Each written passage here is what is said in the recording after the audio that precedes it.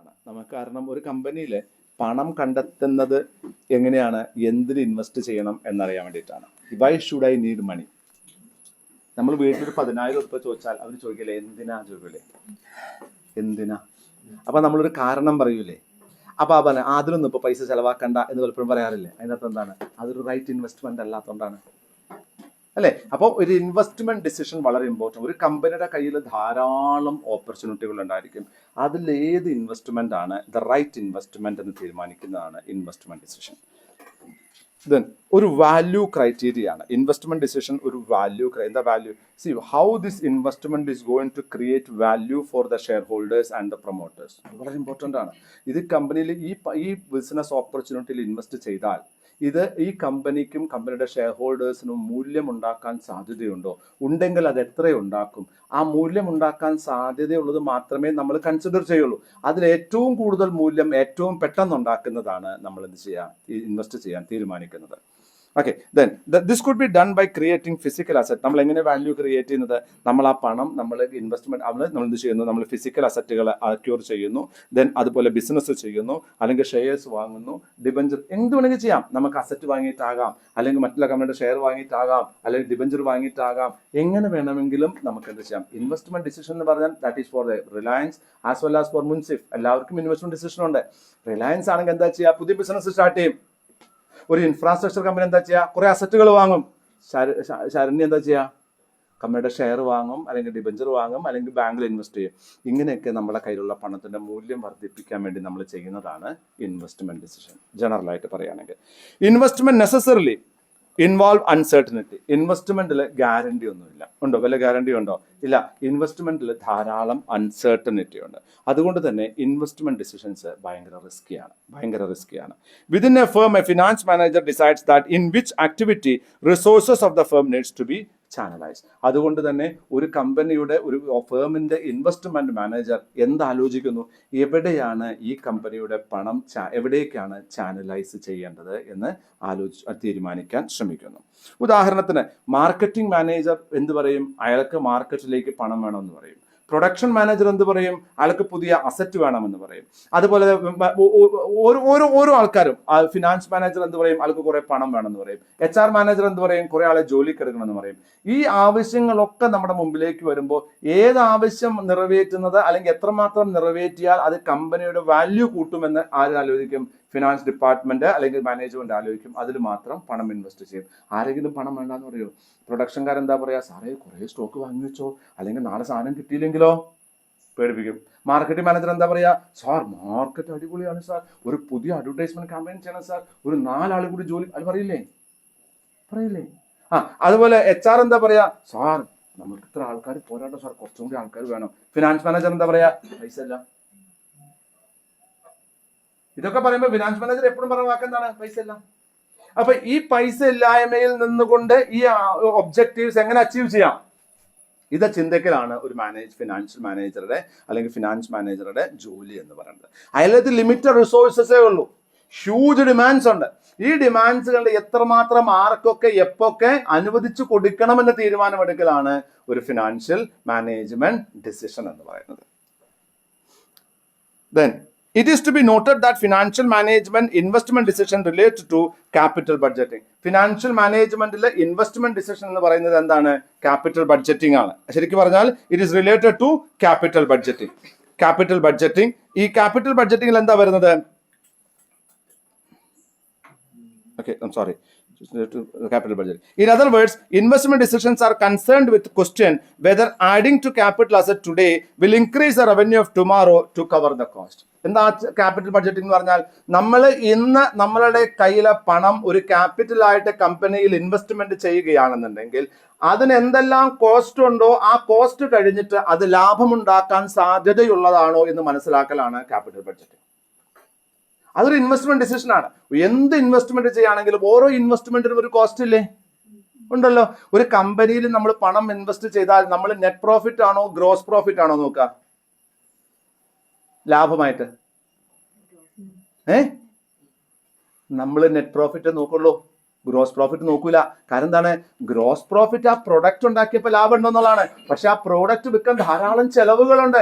ആ ചെലവുകളും കൂടി കഴിഞ്ഞിട്ടാണ് നമുക്ക് ലാഭം വരുന്നത്. നെറ്റ് പ്രോഫിറ്റ് നോക്കുള്ളൂ. അപ്പൊ ഡെഫിനറ്റ്ലി ഒരു ബിസിനസ് ചെയ്യുമ്പോൾ 500 ഉൾപ്പെടെ ബിസിനസ് ചെയ്ത് 600 ഉൾപ്പെടെ ഉണ്ടാക്കി എന്നത് കൊണ്ട് മാത്രം അത് ലാഭമാകണമെന്നില്ല. അതിന് 150 രൂപ ചെലവുണ്ടെങ്കിലോ നഷ്ടമാണത്.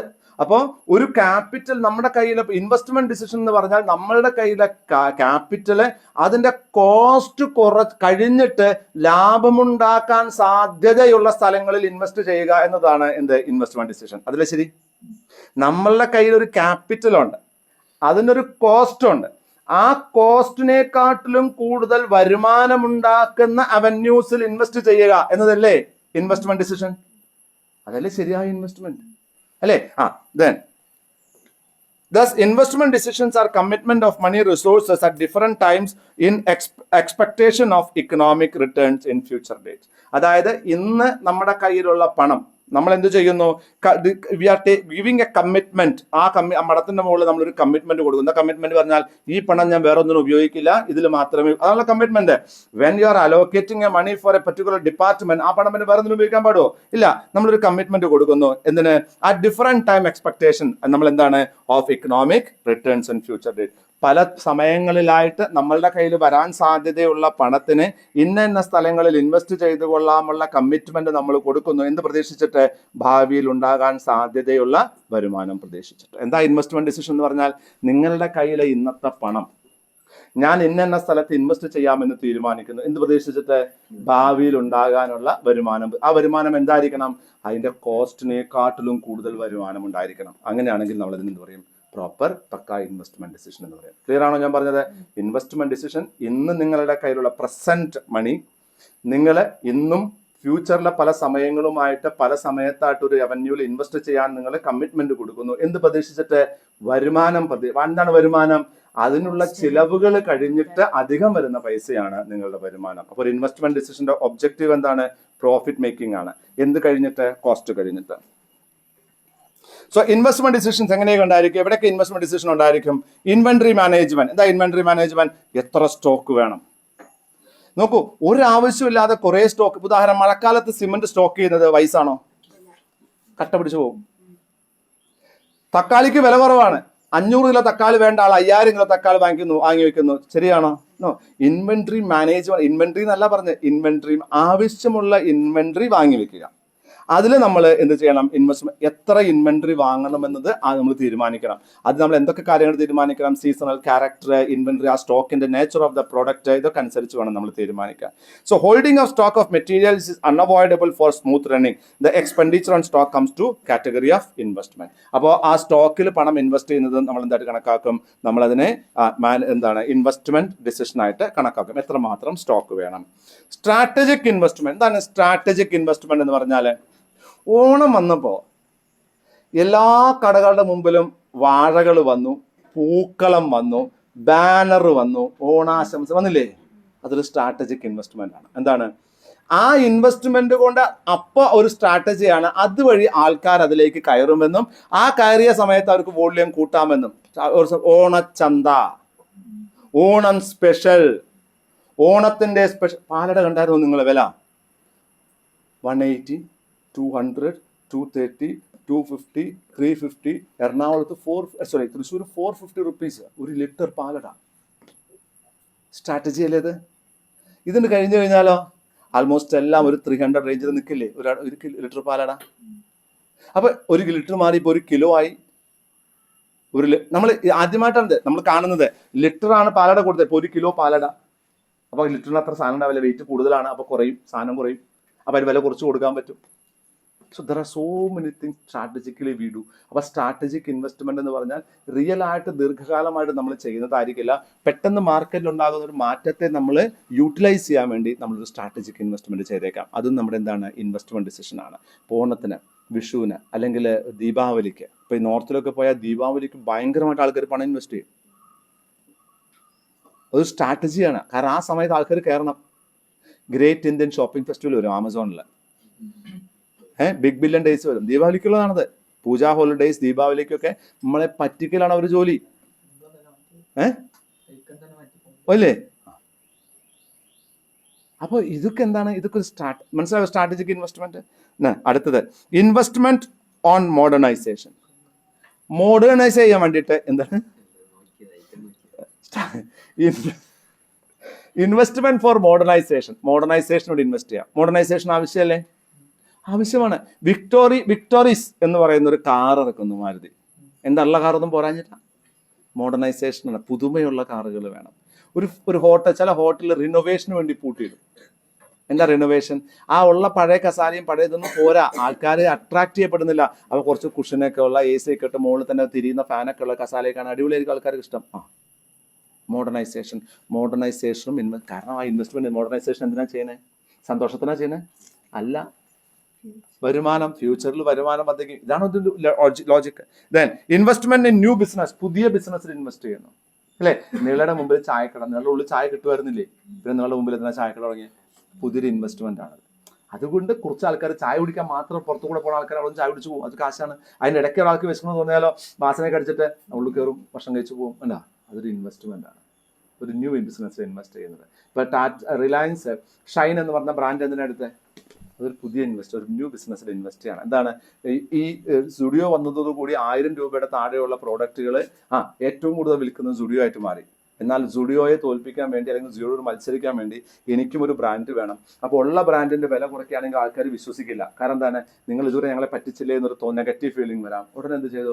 ചൈനയിൽ പോയിട്ട് ഷീനെ ഞങ്ങൾ വാങ്ങി. 1000 രൂപയുടെ മേലെ ഒന്നുമില്ല, എല്ലാം 1000 രൂപയുടെ താഴെ. അജിയോയിൽ ഷീൻ ഇപ്പോൾ വാങ്ങാൻ പറ്റും. ഷീൻ സ്റ്റോറുകൾ വരുന്നു. സ്റ്റുഡിയോയോട് മത്സരിക്കാൻ വേണ്ടിയാണ്. ന്യൂ ബിസിനസ്സിൽ ഇൻവെസ്റ്റ് ചെയ്യുന്നതും എന്താണ്? ഒരു ഇൻവെസ്റ്റ്മെന്റ് ഡിസിഷനാണ്. ദെൻ ഞാൻ ഈ പറയുന്ന എക്സാമ്പിളുകൾ നിങ്ങളെ സുഖിപ്പിക്കാൻ വേണ്ടി പറയുന്നതാണെന്ന് തെറ്റിദ്ധരിക്കരുത്. ഇതിൽ ഏതാണോ നിങ്ങൾക്ക് എവിടെയാണോ ഓർമ്മ വരുന്നത് ഒരു എക്സാമ്പിൾ എഴുതി നിങ്ങൾ എഴുതണം. Then replacement investment. എന്താ റീപ്ലേസ്മെന്റ് ഇൻവെസ്റ്റ്മെന്റ്? അങ്ങനെ പറയുമോ? What is replacement investment?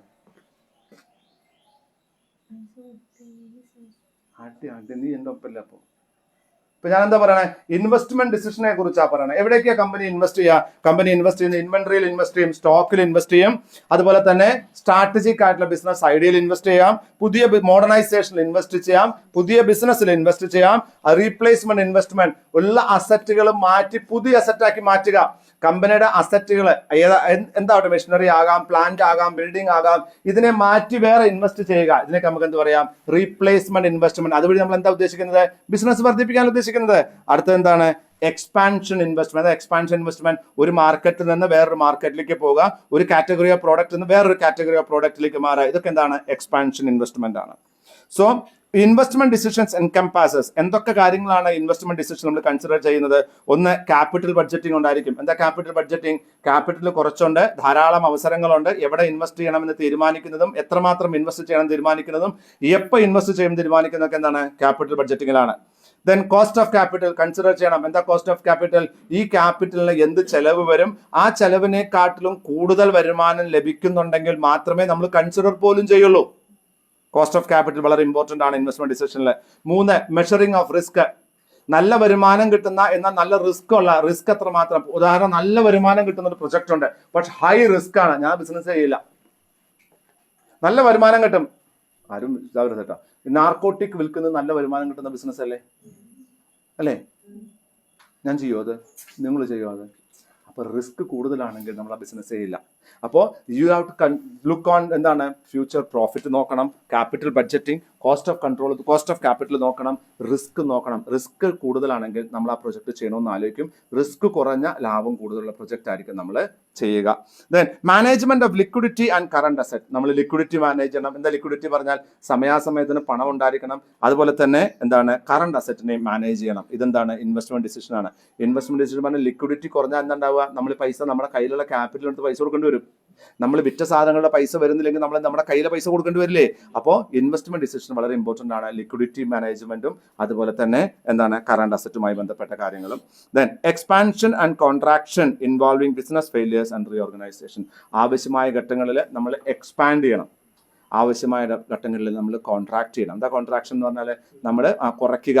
2 3 10 കമ്പനികളുണ്ട്, ആവശ്യമില്ലെങ്കിൽ അതൊക്കെ കൂടെ ചേർത്ത് ഒറ്റ കമ്പനിയാക്കി മാറ്റിയിട്ട് നമ്മൾ ആ കമ്പനി ബിസിനസ് ചെയ്യുക. ഇതൊക്കെയും ഇൻവെസ്റ്റ്മെന്റ് മാനേജ്മെന്റ് ആണ്. കാരണം ബ്ലീഡിംഗ് ആയിട്ടുള്ള കുറേ കമ്പനികളുണ്ടാവും. ബ്ലീഡിംഗ് പറഞ്ഞാൽ രക്തം പോയിക്കൊണ്ടിരിക്കുന്ന, നഷ്ടത്തിൽ ഓടിക്കൊണ്ടിരുന്ന കുറേ കമ്പനികളുണ്ടാവും. ഈ കമ്പനികളെ ഇല്ലാണ്ടാക്കുക, അല്ലെങ്കിൽ ആ കമ്പനികളെ പ്രോഫിറ്റ് ഉണ്ടാക്കുന്ന കമ്പനിയായിട്ട് ചേർത്തുകൊണ്ട് ബിസിനസ് വർദ്ധിപ്പിക്കാൻ ശ്രമിക്കുക. ഇതൊക്കെ വളരെ ആവശ്യമാണ്. ടാറ്റ മോട്ടോഴ്സിന്റെ light motor vehicle department, car ഉണ്ടാക്കുന്ന കമ്പനി ഭയങ്കര നഷ്ടത്തിലായിരുന്നു. അപ്പോൾ അതൊരു വൈസ് ഡിസിഷൻ ആയിരുന്നു. ഒരു എന്താണ്, ആ ബ്ലീഡിംഗ് ആയ കമ്പനിയെ റിവൈവ് ചെയ്യാനുള്ള ഒരു ഡിസിഷൻ ആയിരുന്നു JLRനെ ടേക്ക് ഓവർ ചെയ്യുന്നത്. അല്ലാണ്ട് JLR നടത്തി ലാഭം ഉണ്ടാക്കുക എന്നതിലുപരി JLR പോലത്തെ ലോകത്തിലെ ഏറ്റവും വലിയൊരു ബ്രാൻഡ് നമ്മുടെ ടാറ്റയുടെ പോർട്ട്ഫോളിയോയിലേക്ക് വരുമ്പോൾ അതിന് ധാരാളം ടെക്നോളജിക്കൽ ഇംപ്രൂവ്മെന്റ്സ് ഉണ്ടാക്കാൻ പറ്റും, അതുവഴി നമ്മുടെ കമ്പനിയെ വളർത്താൻ പറ്റുമെന്ന് ടാറ്റ വിശ്വസിച്ചിരുന്നു. അതല്ലേ സംഭവിച്ചത്? അപ്പോൾ ഡെഫിനറ്റ് ആയിട്ടും നമ്മളെന്താണ്, എക്സ്പാൻഷൻ ആൻഡ് കോൺട്രാക്ഷൻ, അതും ഒരു ഇൻവെസ്റ്റ്മെന്റ് ഡിസിഷൻ ആണ്. Then buy or hire or lease. എന്താ buy or hire or lease എന്ന് പറഞ്ഞാൽ, ഒരു ദിവസം നമ്മുടെ നാട്ടിൽ ഇപ്പോഴും പരിപാടിയുണ്ട്, കല്യാണത്തിന് ഓടി കാർ വാടകയ്ക്ക് കിട്ടും, ബെൻസ് കാർ വാടകയ്ക്ക് കിട്ടും. ഇനി ബെൻസ് മഞ്ഞ വേണോ, നീല വേണോ, കറുപ്പ് വേണോ, ഇതൊക്കെ നമുക്ക് തീരുമാനിക്കാം. സാധാരണ നമ്മൾ നമ്മുടെ വീട്ടിലെ കല്യാണത്തിന് നമ്മുടെ വീട്ടിലെ കാറിലാണ് കുട്ടിയെ കൊണ്ടുവരുന്നത്. ഇന്നങ്ങനെയാണോ? അല്ല. അപ്പോൾ ബൈ ലീസ്. ലീസ് പറഞ്ഞാൽ നമ്മളൊരു അസറ്റ്, കമ്പനിക്ക് ഒരു അസറ്റ് വേണം. ഈ അസറ്റ് കുറേ കാലം ഉപയോഗിക്കുന്ന ഒരു പെർമനന്റ് അസറ്റ് ആണെങ്കിൽ നമ്മൾ വാങ്ങും. എന്നാൽ ഈ അസറ്റ് ഇടയ്ക്കിടയ്ക്ക് ടെക്നോളജി മാറുന്ന അസറ്റ് ആണെങ്കിലോ ഞാൻ വാങ്ങൂല. ഞാൻ എന്താ ചെയ്യുക? ഞാൻ ലീസിനെടുക്കും. ഹയർ. എന്താ ഹയർ എന്ന് പറഞ്ഞാൽ, പെട്ടെന്ന് നശിച്ചു പോകുന്ന അസറ്റാണ് നമ്മുടെ അടുത്തുള്ളത്, അല്ലെങ്കിൽ കുറച്ച് കാലം കഴിഞ്ഞ് നശിച്ചു പോകുന്ന അസറ്റാണുള്ളത്. ഹയർ പർച്ചേസിന്റെ പ്രത്യേകത എന്താ? അവസാനത്തെ ഇൻസ്റ്റാൾമെന്റ് അടച്ച് ചോദിക്കുന്നത് വരെ അത് നമ്മുടെ പ്രോപ്പർട്ടി ആയിട്ട് മാറില്ല. വേറൊരാൾ പൈസ ഇൻവെസ്റ്റ് ചെയ്ത് അതിന്റെ പ്രോപ്പർട്ടി നമ്മൾ ഉപയോഗിക്കുകയാണ്. ലീസിന്റെ പ്രത്യേകത എന്താ? ലീസ് ഓപ്പറേറ്റിംഗ് ലീസും ഫിനാൻഷ്യൽ ലീസും ഉണ്ട്. നമ്മുടെ കയ്യിൽ സാധനം വന്നേക്കാം, അല്ലെങ്കിൽ നമ്മുടെ പേരിൽ സാധനം വന്നേക്കാം ലീസിൽ. ഹയറിൽ അത് വരില്ല. അപ്പോൾ ഒരു പ്രോപ്പർട്ടി വാങ്ങേണ്ടതുണ്ടോ, അതോ അത് ലീസിനെടുത്താൽ മതിയോ, അല്ലെങ്കിൽ അത് ഹയർ ചെയ്താൽ മതിയോ എന്ന തീരുമാനവും ഇൻവെസ്റ്റ്മെന്റ് ഡിസിഷനാണ്, അല്ലേ? ഇപ്പോൾ ഒരു മീറ്റിങ്ങിന് പോകുന്നു, ഒരു കല്യാണത്തിന് പോകുന്നു, നന്ദനയ്ക്ക് ഒരു ഐഫോൺ കാണിക്കണം എന്നുണ്ട്. അപ്പോൾ നന്ദന എന്താ ചോദിക്കുക? സാറേ ഐഫോൺ ഒന്ന് ഓഫ് ചെയ്ത് എൻ്റെ കയ്യിൽ തരുമോ, ഞാനൊന്ന് ജസ്റ്റ് ഒന്ന് ഉപയോഗിച്ചോട്ടെ ഒരു ദിവസം, നാളെ നാളെ തിരിച്ചു തരാം. ഇല്ല, ഇൻവെസ്റ്റ്മെന്റ് ഉണ്ടോ? അല്ല, നന്ദനയുടെ ഈഗോ വർക്ക് ചെയ്യുന്നു. നന്ദന ആലോചിക്കുന്നു, ഐഫോൺ പ്രോ മാക്സ് തന്നെ വാങ്ങാം. 2,50,000 രൂപ പോയോ? 2,24,000 പ്ലസ് അതിന്റെ ടാക്സ് ഉണ്ട് കേട്ടോ. 2,00,000 രൂപ പോയോ? ഈ 2,00,000 രൂപ മറ്റന്നാൾ രാവിലെ വീണ്ടും പഴയ നന്ദന തന്നെയല്ലേ കല്യാണം കഴിഞ്ഞ് കഴിഞ്ഞാൽ. So you have to think whether to buy hire or lease. ഇതും ഇൻവെസ്റ്റ്മെന്റ് ഡിസിഷൻ ആണ്. Then factors determining investment decision. Investment ഡിസിഷനെ ബാധിക്കുന്ന ഫാക്ടേഴ്സ് എന്തൊക്കെയാ സംയുക്ത? ഒന്ന്, estimation of capital outlays and future earnings of the proposed project. ഈ estimate ചെയ്യാനുള്ള കഴിവ്, എസ്റ്റിമേറ്റ് ചെയ്യാൻ അറിയണം. അതിനൊരു പ്രൊജക്ഷൻ. ചില ആൾക്കാർ എന്ത് വിചാരിച്ചാൽ നാളെ എന്ത് സംഭവിക്കുന്നത് ഒരിക്കലും നടക്കാത്ത ചില ആൾക്കാരുണ്ട്. ചില ആൾക്കാർ ഇന്ന് വിചാരിച്ച കാര്യം മാത്രമേ നാളെ ചെയ്യുന്ന ആൾക്കാരുണ്ട്, അല്ലേ? അപ്പോൾ കമ്പനിയുടെ സക്സസ് അല്ലെങ്കിൽ ഇൻവെസ്റ്റ്മെന്റ് ഡിസിഷന്റെ ഏറ്റവും വലിയ സക്സസ് എന്ന് പറയുന്നതാണ് അതൊക്കെ ഫ്യൂച്ചറിനെ പ്രെഡിക്റ്റ് ചെയ്യാനുള്ള കഴിവാണ്, എസ്റ്റിമേറ്റ് ചെയ്യാനുള്ള കഴിവാണ്. അപ്പോൾ എസ്റ്റിമേറ്റിന് എത്രമാത്രം വരുമാനം കിട്ടും, എത്രമാത്രം ഇൻവെസ്റ്റ്മെന്റ് വേണ്ടി വരും എന്ന് എസ്റ്റിമേറ്റ് ചെയ്യാനുള്ള ഒരു കഴിവ് വളരെ ഇമ്പോർട്ടൻ്റ് ആണ്. നിങ്ങളുടെ വീട്ടിലൊക്കെ ഇങ്ങനത്തെ ആൾക്കാരുണ്ടാവും. ചില ആൾക്കാർ നമ്മളൊരു കടയിൽ സാധനം വാങ്ങാൻ പോകുമ്പോൾ ചുമ്മാ നമുക്കൊന്നൊരു 2,000 രൂപ മാക്സിമം ആവുള്ളൂ എന്ന് പറയും. എന്നിട്ട് അവിടെ പോയിട്ട് വരുമ്പോൾ 7,000 രൂപ ചിലവായിട്ടുണ്ടാവും. ചില ആൾക്കാർ 2,000 രൂപ എന്ന് ചിലവാക്കുള്ളൂ എന്ന് പറഞ്ഞപ്പോൾ 2,000 രൂപ ആയാൽ കഴിഞ്ഞാൽ അയാൾ എന്ത് പറയും? മതി, ഏറ്റവും നിർത്തിക്കോളൂ എന്ന് പറയും. അങ്ങനത്തെ ആൾക്കാരെ കണ്ടിട്ടുണ്ടോ? ഇത് രണ്ടും വളരെ ഇമ്പോർട്ടൻ്റ് അല്ലേ? നമുക്ക് കറക്റ്റായിട്ട് ആദ്യത്തെ ആളുടെ പ്രശ്നം എന്താ? ആദ്യത്തെ ആൾക്ക് ഒന്നും എസ്റ്റിമേറ്റ് അറിയില്ല. ഇയാളെയും കൊണ്ട് പോയാൽ തവിട് പൊടിയാവുമെന്ന് അറിഞ്ഞിട്ട് കൂടും 2,000 രൂപ ചിലവാവുള്ളൂ എന്ന് സമാധാനത്തിൽ പോയിട്ട് 7,000 ആയിട്ട് വരുമ്പോൾ BP ഒക്കെ കൂട്ടി ടെൻഷനൊക്കെ അടിച്ച് മസാല ദോശയൊക്കെ കഴിക്കാണ്ട് വണ്ടിയൊക്കെ ഊന്ന് കൊടുന്ന് വീട്ടിൽ നിർത്തി 2 ദിവസം മിണ്ടാണ്ടിരിക്കും. മറ്റേ ആളോ പോകുമ്പോൾ പറഞ്ഞിട്ടുണ്ട് 2,000 രൂപയെ ചിലവാക്കുള്ളൂ. 2,000 രൂപ ആവാറാകുമ്പോൾ അയാൾ ഭാര്യയോടോ മക്കളോടോ പറയും, മതി കേട്ടോ, ഫിനിഷ്ഡ്, 2,000 ആയി, നമുക്ക് പോവാം. അയാൾ മസാല ദോശ വാങ്ങിക്കൊടുക്കും, ജ്യൂസ് വാങ്ങിക്കൊടുക്കും. അയാൾ ബാക്കിയുള്ള പൈസ നഷ്ടം വന്നിട്ടില്ല. അയാൾ എസ്റ്റിമേറ്റ് ചെയ്യാനുള്ള കഴിവ്. ഒരു കമ്പനിക്ക് എസ്റ്റിമേറ്റ് ചെയ്യാൻ ഒരു വലിയൊരു ബഡ്ജറ്റൊക്കെ ഉണ്ടാക്കി ആ ബഡ്ജറ്റിൽ ഒരു ഫാക്ടറും കറക്റ്റായിട്ട് മാച്ച് ചെയ്തില്ലെങ്കിലോ ആ ബഡ്ജറ്റിന് വല്ല കാര്യമുണ്ടോ? ഇല്ല. അപ്പോൾ അങ്ങനെ ആ ഫോർകാസ്റ്റ് ചെയ്യാനുള്ള കഴിവ് വളരെ ഇമ്പോർട്ടൻ്റ് ആണ്. അങ്ങനെ ചെയ്യുന്ന ഫ്യൂച്ചർ ഏർണിങ്സിനെയും ഫ്യൂച്ചർ ഔട്ട്ലേസും ഫോർകാസ്റ്റ് ചെയ്യാനുള്ള കഴിവ് വളരെ ഇമ്പോർട്ടൻ്റ് ആണ്. Then availability of capital and consideration of cost of capital വളരെ ഇമ്പോർട്ടൻ്റ് ആണ്. ക്യാപിറ്റൽ വെറുതെ നോക്കിയിട്ട് അവൈലബിലിറ്റി ഓഫ് ക്യാപിറ്റൽ കിട്ടാൻ സാധ്യതയുണ്ടോ? ദെൻ കോസ്റ്റ് ഓഫ് ക്യാപിറ്റൽ, അതിൻ്റെ കോസ്റ്റ് എത്രയാണ്, ഇത് കറക്റ്റായിട്ട് പ്ലാൻ ചെയ്യാൻ പറ്റണം. അതിൻ്റെ കറക്റ്റായിട്ടുള്ള ധാരണ നിർബന്ധമായിട്ടും നിങ്ങൾക്ക് ഒരു ഇൻവെസ്റ്റ്മെൻറ്റ് ഡിസിഷൻ ആവശ്യമാണ്. 3, a set of standards by which to select a project or implementation. ഇനി അതുപോലെ തന്നെ മൂന്നാമത്തേതെന്ന് പറഞ്ഞാൽ പ്രൊജക്ട് ആംഗിളിൽ ധാരാളം പ്രൊജക്റ്റുകൾ ഉണ്ടായിരിക്കും. അതിൽ ഏത് ഏത് പ്രൊജക്റ്റ് സെലക്ട് ചെയ്യണം, ഏത് പ്രൊജക്റ്റ് സെലക്ട് ചെയ്താലാണ് നമുക്ക് റിട്ടേൺസ് മാക്സിമൈസ് ചെയ്യാൻ പറ്റുക എന്നത് മനസ്സിലാക്കലും ഇൻവെസ്റ്റ്മെൻറ്റ് ഡിസിഷനിൽ വളരെ ഇമ്പോർട്ടൻ്റ് ആണ്. ഇതൊക്കെ ഇൻവെസ്റ്റ്മെൻറ്റ് വളരെ ഇമ്പോർട്ടൻ്റ് ആയ കാര്യങ്ങൾ. ഒന്ന്, ക്യാപിറ്റൽ എത്രമാത്രം ആവശ്യം വരും, എപ്പോഴൊക്കെ ആവശ്യം വരും, അതിൻ്റെ ഫ്യൂച്ചർ ഏണിംഗ് പൊട്ടൻഷ്യൽ എന്താണ് എന്ന് മനസ്സിലാക്കേണ്ടത്, എസ്റ്റിമേറ്റ് ചെയ്യാനുള്ള കഴിവ് വളരെ ഇമ്പോർട്ടൻ്റ് ആണ്. അതുപോലെ തന്നെ ക്യാപിറ്റലിൻ്റെ എന്താണ് അവൈലബിലിറ്റിയും അതുപോലെ തന്നെ എന്താണ് അതിൻ്റെ കോസ്റ്റ് ഓഫ് ക്യാപിറ്റലും നമുക്ക് അസ്യൂം ചെയ്യാനുള്ള കഴിവ് വളരെ ഇമ്പോർട്ടൻ്റ് ആണ്.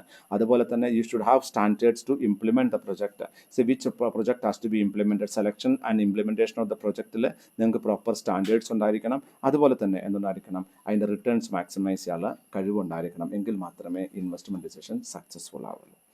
Then capital budgeting. What is capital budgeting എന്ന് പറഞ്ഞാൽ it's a planning process which is used for decision making of the long term investment and whether the project are fruitful for the business and will provide a required returns in the future years or not. And it is important because capital expenditure requires huge amount of funds. So before doing such expenditure in capital, the companies need to assess themselves that the spending will bring profit in the future. Capital budgeting എന്ന് പറഞ്ഞു കഴിഞ്ഞാൽ നമ്മുടെ കയ്യിൽ എത്ര capital ഉണ്ട്, അത് ഏതൊക്കെ പ്രൊജക്റ്റിലാണ് invest ചെയ്യേണ്ടത്, ആ ഇൻവെസ്റ്റ് ചെയ്യുമ്പോൾ ഏതൊക്കെ പ്രൊജക്റ്റാണ് നമുക്ക് ലാഭം കൂടുതൽ കൊണ്ടുവരാൻ സാധ്യതയുള്ളത്, എപ്പോഴാണ് ആ ലാഭം കിട്ടാൻ സാധ്യതയുള്ളത്, ഇങ്ങനത്തെയൊക്കെ പ്ലാനിങ് ആണ് ക്യാപിറ്റൽ ബഡ്ജറ്റിംഗ്. നമ്മൾ 10 പ്രൊജക്റ്റ് ഉണ്ടെങ്കിൽ നമ്മൾ എഴുതും അതിൻ്റെ നെറ്റ് പ്രസൻറ്റ് വാല്യൂ എത്രയാണ്, അല്ലെങ്കിൽ അതിൻ്റെ പേ ബാക്ക് പീരീഡ് എത്രയാണ്. പേ ബാക്ക് പീരീഡ് പറഞ്ഞാൽ എന്താണ്, ആ പണം മുഴുവൻ തിരിച്ചു കിട്ടാനുള്ള സമയം എത്രയാണ്, ഇൻറ്റേർണൽ റേറ്റ് ഓഫ് റിട്ടേൺ എത്രയാണ് എന്നൊക്കെ നമ്മൾ എഴുതും.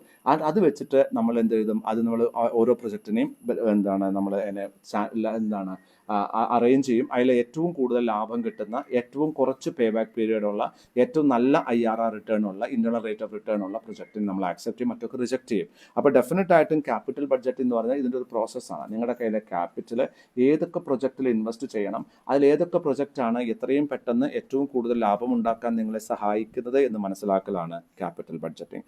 ക്യാപിറ്റൽ ബഡ്ജറ്റിംഗ് ഒരു ഡിസിഷൻ മേക്കിംഗ് പ്രോസസ്സാണ്. കമ്പനി എന്ത് ചെയ്യുന്നു, company plans and determines any long term capital expenditure. Company തമ്മിലുള്ള ക്യാപിറ്റൽ എക്സ്പെൻഡിച്ചർ പ്ലാൻ ചെയ്യുന്നതും എക്സിക്യൂട്ട് ചെയ്യുന്ന ഒരു പ്രോസസ്സാണ് ക്യാപിറ്റൽ ബഡ്ജറ്റിംഗ് എന്ന് പറയുന്നത്. Investment decisions may include any of the below. എന്തൊക്കെയാണ് ക്യാപിറ്റൽ ബഡ്ജറ്റിംഗ് ഡിസിഷനിൽ ഉണ്ടാവുക? ഒന്ന്, എക്സ്പാൻഷൻ ഡിസിഷൻ ഉണ്ടാകാം. എന്താണ് എക്സ്പാൻഷൻ? പുതിയ മാർക്കറ്റിലേക്ക് പോകാൻ. അപ്പോൾ നമ്മൾ ക്യാപിറ്റൽ ബഡ്ജറ്റിംഗ് വേണം. ഏതൊക്കെ മാർക്കറ്റാണ്, എന്തൊക്കെ പ്രോഡക്റ്റാണ് അവിടെ വിൽക്കാൻ പറ്റുക, എത്രമാത്രം പൈസ അവിടെ വേണ്ടി വരും, ഇതൊക്കെ നമ്മൾ ബഡ്ജറ്റ് ചെയ്യണം. ഇത്രമാത്രം പൈസ നമ്മുടെ കയ്യിലില്ലെങ്കിൽ നമ്മൾ പെട്ടുപോകും. അങ്ങോട്ട് പോകാനുള്ള വണ്ടിക്കൂലിയായിട്ട് നമ്മൾ ഊട്ടിക്ക് പോകാത്ത അവസ്ഥ എന്തായിരിക്കും? തിരിച്ചു വരണമെങ്കിൽ പിച്ചെടുക്കണമല്ലേ നമ്മളവിടെ. അപ്പോൾ നമ്മുടെ അടുത്തൊരു ബഡ്ജറ്റ് ഉണ്ടാവണം. അപ്പോൾ നമ്മളൊരു ബിസിനസ് സ്റ്റാർട്ട് ചെയ്യലല്ല, നമ്മൾ ഒരു എക്സ്പാൻഷൻ ചെയ്യുകയാണെങ്കിൽ ആ എക്സ്പാൻഷന് വരുന്ന കോസ്റ്റുകളെ കുറിച്ചും, അത് എപ്പോഴൊക്കെ ആവശ്യം വരുമെന്നതിനെ കുറിച്ചും, അതിൻ്റെ കോസ്റ്റ് എന്താണെന്ന് കുറിച്ചും, അത് ആരാണ് തരിക എന്നതിനെ കുറിച്ചും ഒക്കെ നമുക്കൊരു ഐഡിയ ഉണ്ടാവണം. അപ്പോൾ എക്സ്പാൻഷൻ എന്താണ്, ക്യാപിറ്റൽ ബഡ്ജറ്റിംഗ് ആവശ്യമാണ്. അക്വിസിഷൻ ക്യാപിറ്റൽ ബഡ്ജറ്റിംഗ് വേണ്ടേ? ഒരു കമ്പനി അക്വയർ ചെയ്യാൻ, ഒരു ബിസിനസ്സിന് അക്വയർ ചെയ്യാൻ ക്യാപിറ്റൽ ബഡ്ജറ്റിംഗ് വേണം. റീപ്ലേസ്മെൻറ്റിന് ക്യാപിറ്റൽ ബഡ്ജറ്റിംഗ് വേണ്ടേ? ഒരു അസറ്റ് റീപ്ലേസ് ചെയ്യണമെങ്കിൽ ക്യാപിറ്റൽ ബഡ്ജറ്റിംഗ് വേണം. ഒരു പുതിയ പ്രൊഡക്റ്റിനാണെങ്കിൽ ക്യാപിറ്റൽ ബഡ്ജറ്റിംഗ് വേണ്ടേ? വേണം. Then R&D, research and development. ഒരു പുതിയ പ്രോഡക്റ്റ് അല്ലെങ്കിൽ സർവീസ് ഉണ്ടാക്കാൻ, ഒരു മാറ്റം ഉണ്ടാക്കാൻ റിസർച്ച് ഡെവലപ്മെൻറ്റിന് വേണം. മേജർ അഡ്വർടൈസ്മെൻറ്റ് ക്യാമ്പയിന് വേണ്ടേ? വേണം. Then welfare investment. എന്താ വെൽഫെയർ ഇൻവെസ്റ്റ്മെൻറ്റ്? നമ്മുടെ സ്റ്റാഫുകൾക്ക് വേണ്ടിയിട്ട് നമ്മൾ ഇൻവെസ്റ്റ് ചെയ്യുന്നു. അവർക്ക് പെൻഷൻ കൊടുക്കുന്നതിന് വേണ്ടി, ഗ്രാറ്റുവിറ്റി കൊടുക്കുന്നതിന് വേണ്ടി, സർവീസുകൾ കൊടുക്കുന്നതിന് വേണ്ടി, ബോണസ്, ഇതൊക്കെ നമ്മുടെ എന്താണ്, ഇൻവെസ്റ്റ്മെൻറ്റ് ഡിസിഷൻസ് ആണ്. ഇതൊക്കെ നമ്മുടെ ബഡ്ജറ്റിംഗ് ആണ്. ഓണം വരുന്ന സമയത്ത് കമ്പനി കയ്യിലുള്ള പൈസ മിണ്ടാണ്ടിരുന്നാൽ മതിയോ? ആൾമോസ്റ്റ് എല്ലാവരും ഒരു മാസം ശമ്പളം അഡ്വാൻസ് ആയിട്ട് ചോദിക്കില്ലേ ഓണ സമയത്ത്? ഇവർക്ക് ആർക്കെങ്കിലും ബോണസ് കൊടുത്തതിന് സന്തോഷമാവോ? ബോണസ് തുണി മാത്രം കൊടുത്താൽ മതിയോ? കാശ് കൊടുക്കണം, എന്നാലേ സന്തോഷം വരുള്ളൂ. കാശിനാ സന്തോഷം തരാനുള്ള കഴിവുള്ളൂ. ഇപ്പോൾ ഓണത്തിന് നിങ്ങളുടെ കമ്പനി ഒരു സാരി അല്ലെങ്കിൽ ഒരു മുണ്ടും ഷർട്ടും ഗിഫ്റ്റായിട്ട് തരുന്നു, നിങ്ങൾ ഭയങ്കര മോട്ടിവേറ്റഡ് ആവുമോ? സാധനം കിട്ടിയോടെ നിങ്ങൾ എന്താ പറയുക, അതപ്പോൾ AR പോയിട്ട് എടുത്തതാവും, വില കുറഞ്ഞ സാധനം എടുത്തിട്ട് കമ്പനി 500 രൂപയിൽ കാര്യം കഴിഞ്ഞില്ലേ? അതേസമയം കമ്പനി ഒരു വെള്ള കവർ തരുന്നു, ഒരു 2000 രൂപ ഇട്ട് തരുന്നു. നമ്മുടെ കണ്ണൊരു ലൈറ്റ് വരുന്ന സന്തോഷമായി, 2000 rupees എല്ലാവർക്കും കിട്ടി കേട്ടോ. Rather than product, money gives lot of motivation. അപ്പോൾ ഡെഫിനറ്റ് ആയിട്ടും കമ്പനിക്ക് സമയത്ത് ധാരാളം പൈസ വേണ്ടേ? അപ്പോൾ സ്റ്റാഫിൻ്റെ വെൽഫെയറിന് വേണ്ടിയിട്ടും നിങ്ങൾക്ക് ക്യാപിറ്റൽ ബഡ്ജറ്റിംഗ് പല സമയത്തും ചെയ്യേണ്ടി വരും. ഇതൊക്കെ വളരെ ഇമ്പോർട്ടൻ്റ് ആണ്. ബർത്ത്ഡേ, ഹാപ്പി ബർത്ത്ഡേ പറയേണ്ട ദിവസം ഹാപ്പി ബർത്ത്ഡേ പറഞ്ഞിട്ടില്ലെങ്കിൽ ഭയങ്കര വിഷമം ഉണ്ടാവില്ലേ? ചുമ്മാ ആലോചിക്കുക, നിങ്ങളുടെ ബർത്ത്ഡേ ആണ്, എല്ലാവരും മറന്നുപോയി, രാവിലെ ആരും പറഞ്ഞില്ല, ഉച്ചയ്ക്കും പറഞ്ഞില്ല, രാത്രിയും പറഞ്ഞില്ല. ചിലപ്പോൾ നമുക്ക് കരച്ചിലൊക്കെ വരും, ആരും എന്നെ ഓർത്തില്ലല്ലോ, വരില്ലേ? That's all emotions. ഒരു ഓണമായിട്ട്, ഒരു ക്രിസ്മസ് ആയിട്ട് ഒരു കേക്ക് കൊടുത്താൽ സന്തോഷം വരുമോ? വരില്ലേ? ആ കേക്കിന് ചിലപ്പോൾ 500 രൂപ ഉണ്ടാവുള്ളൂ, 250 രൂപ ഉണ്ടാവുള്ളൂ, എന്നാലും ഇതൊരു സന്തോഷമാണ്. ആണോ അല്ലയോ? ആണ്. ഞാൻ വർക്ക് ചെയ്ത എല്ലാ കമ്പനികളും, ഞാനൊരു ശബരിമലയ്ക്ക് പോണ സമയത്ത് ഓണത്തിന് സമയത്ത് വരും. അപ്പം ഞാനിങ്ങനെ വെയിറ്റിംഗ് ആണ്. ശമ്പളം വരും, ബോണസ് ഉണ്ടാവോ, ഇൻസെൻറ്റീവ് ഉണ്ടാവോ ചിന്തയാണ്. അപ്പോൾ ശബരിമലയിൽ നിന്ന് വരുമ്പോൾ ഒരു ഫോൺ വരുന്നു, രാജീവ് സാർ, സാറിൻ്റെ അക്കൗണ്ട് ഒന്ന് ചെക്ക് ചെയ്യണേ എന്ന് പറഞ്ഞു. ഞാൻ ഒന്നും വേണ്ടില്ല, ചെറിയൊരു പൈസ ഇട്ടിട്ടുള്ളൂ എന്നും പറഞ്ഞു.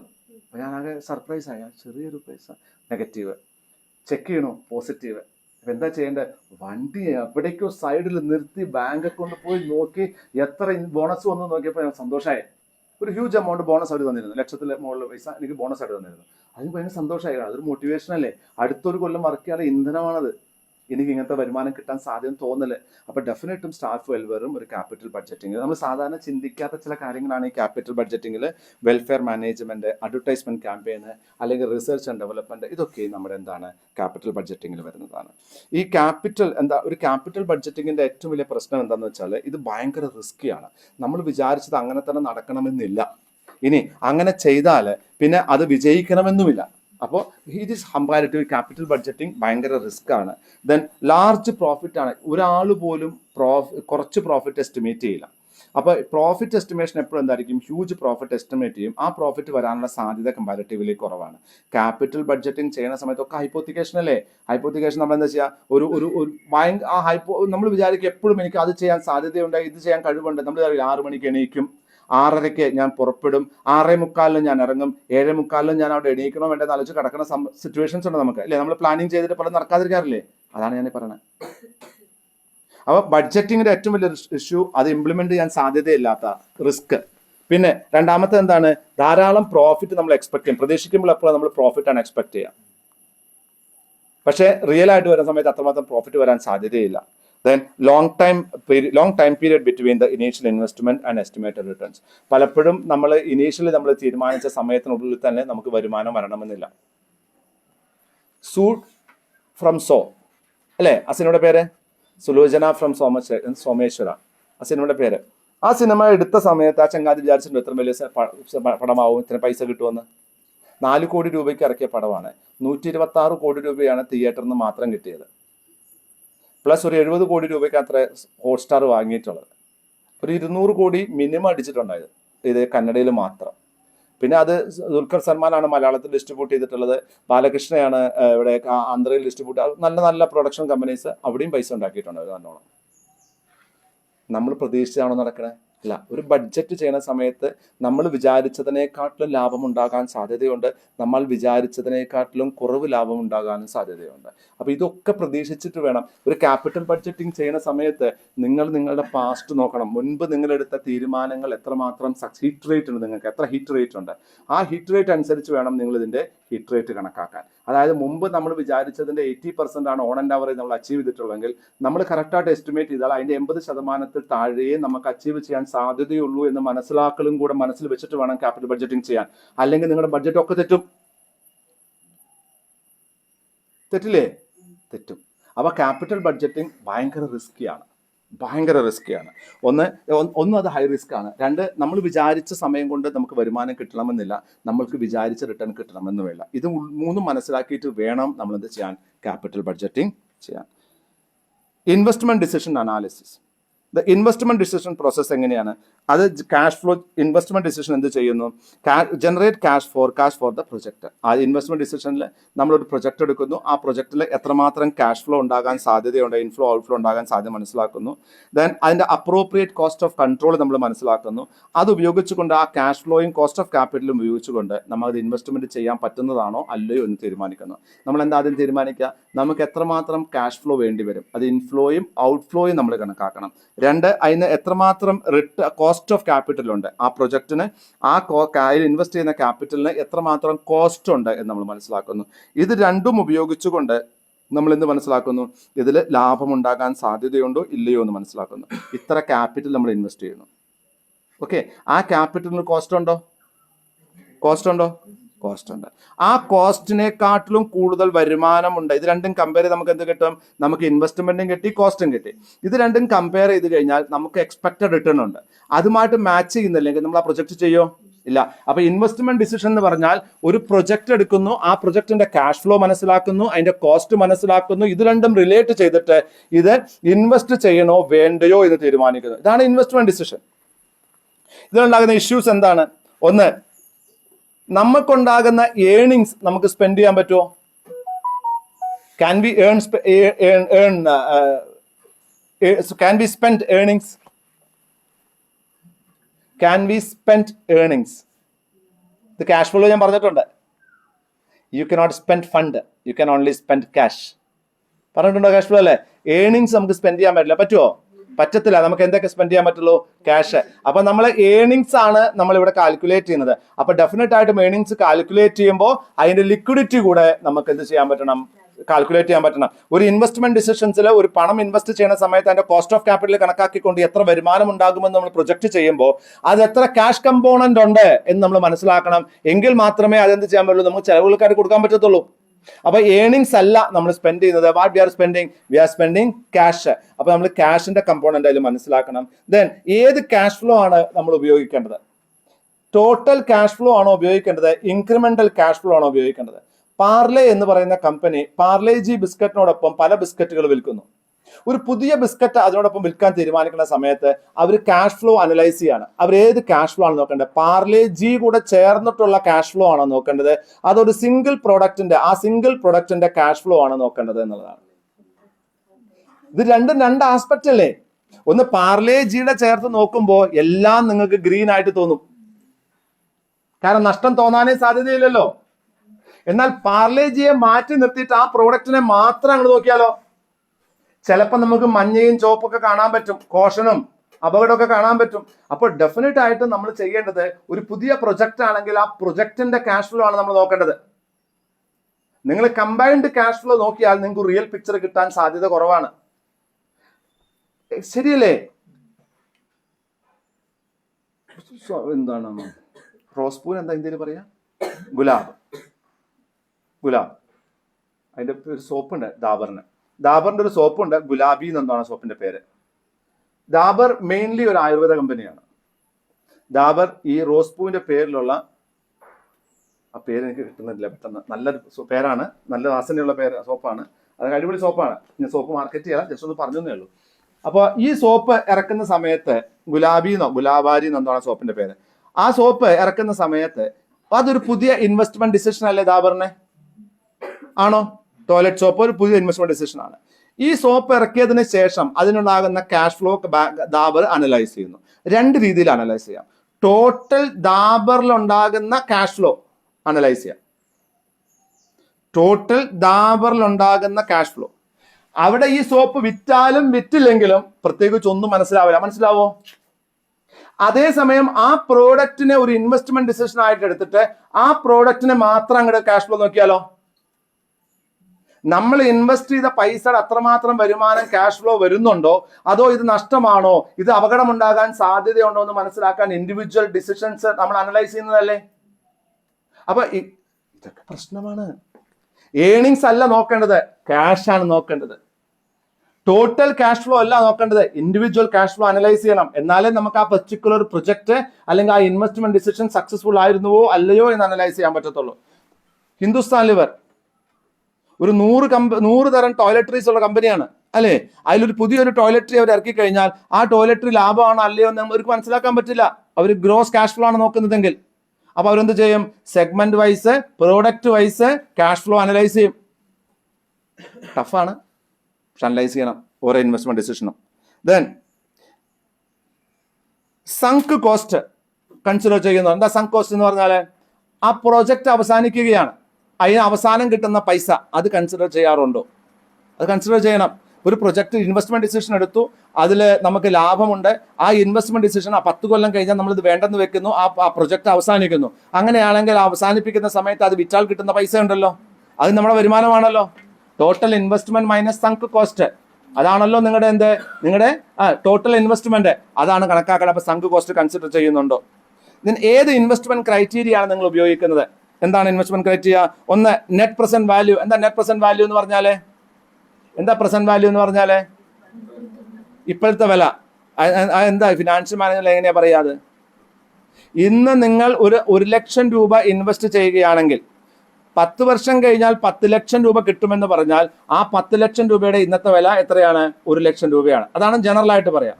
പക്ഷേ നമുക്കതിന് 10% വരുമാനം കിട്ടുമെന്നെങ്കിലോ, 1 ലക്ഷം രൂപ നിങ്ങൾ ഇൻവെസ്റ്റ് ചെയ്യാണ്, അതിന് 10% വരുമാനം കിട്ടും.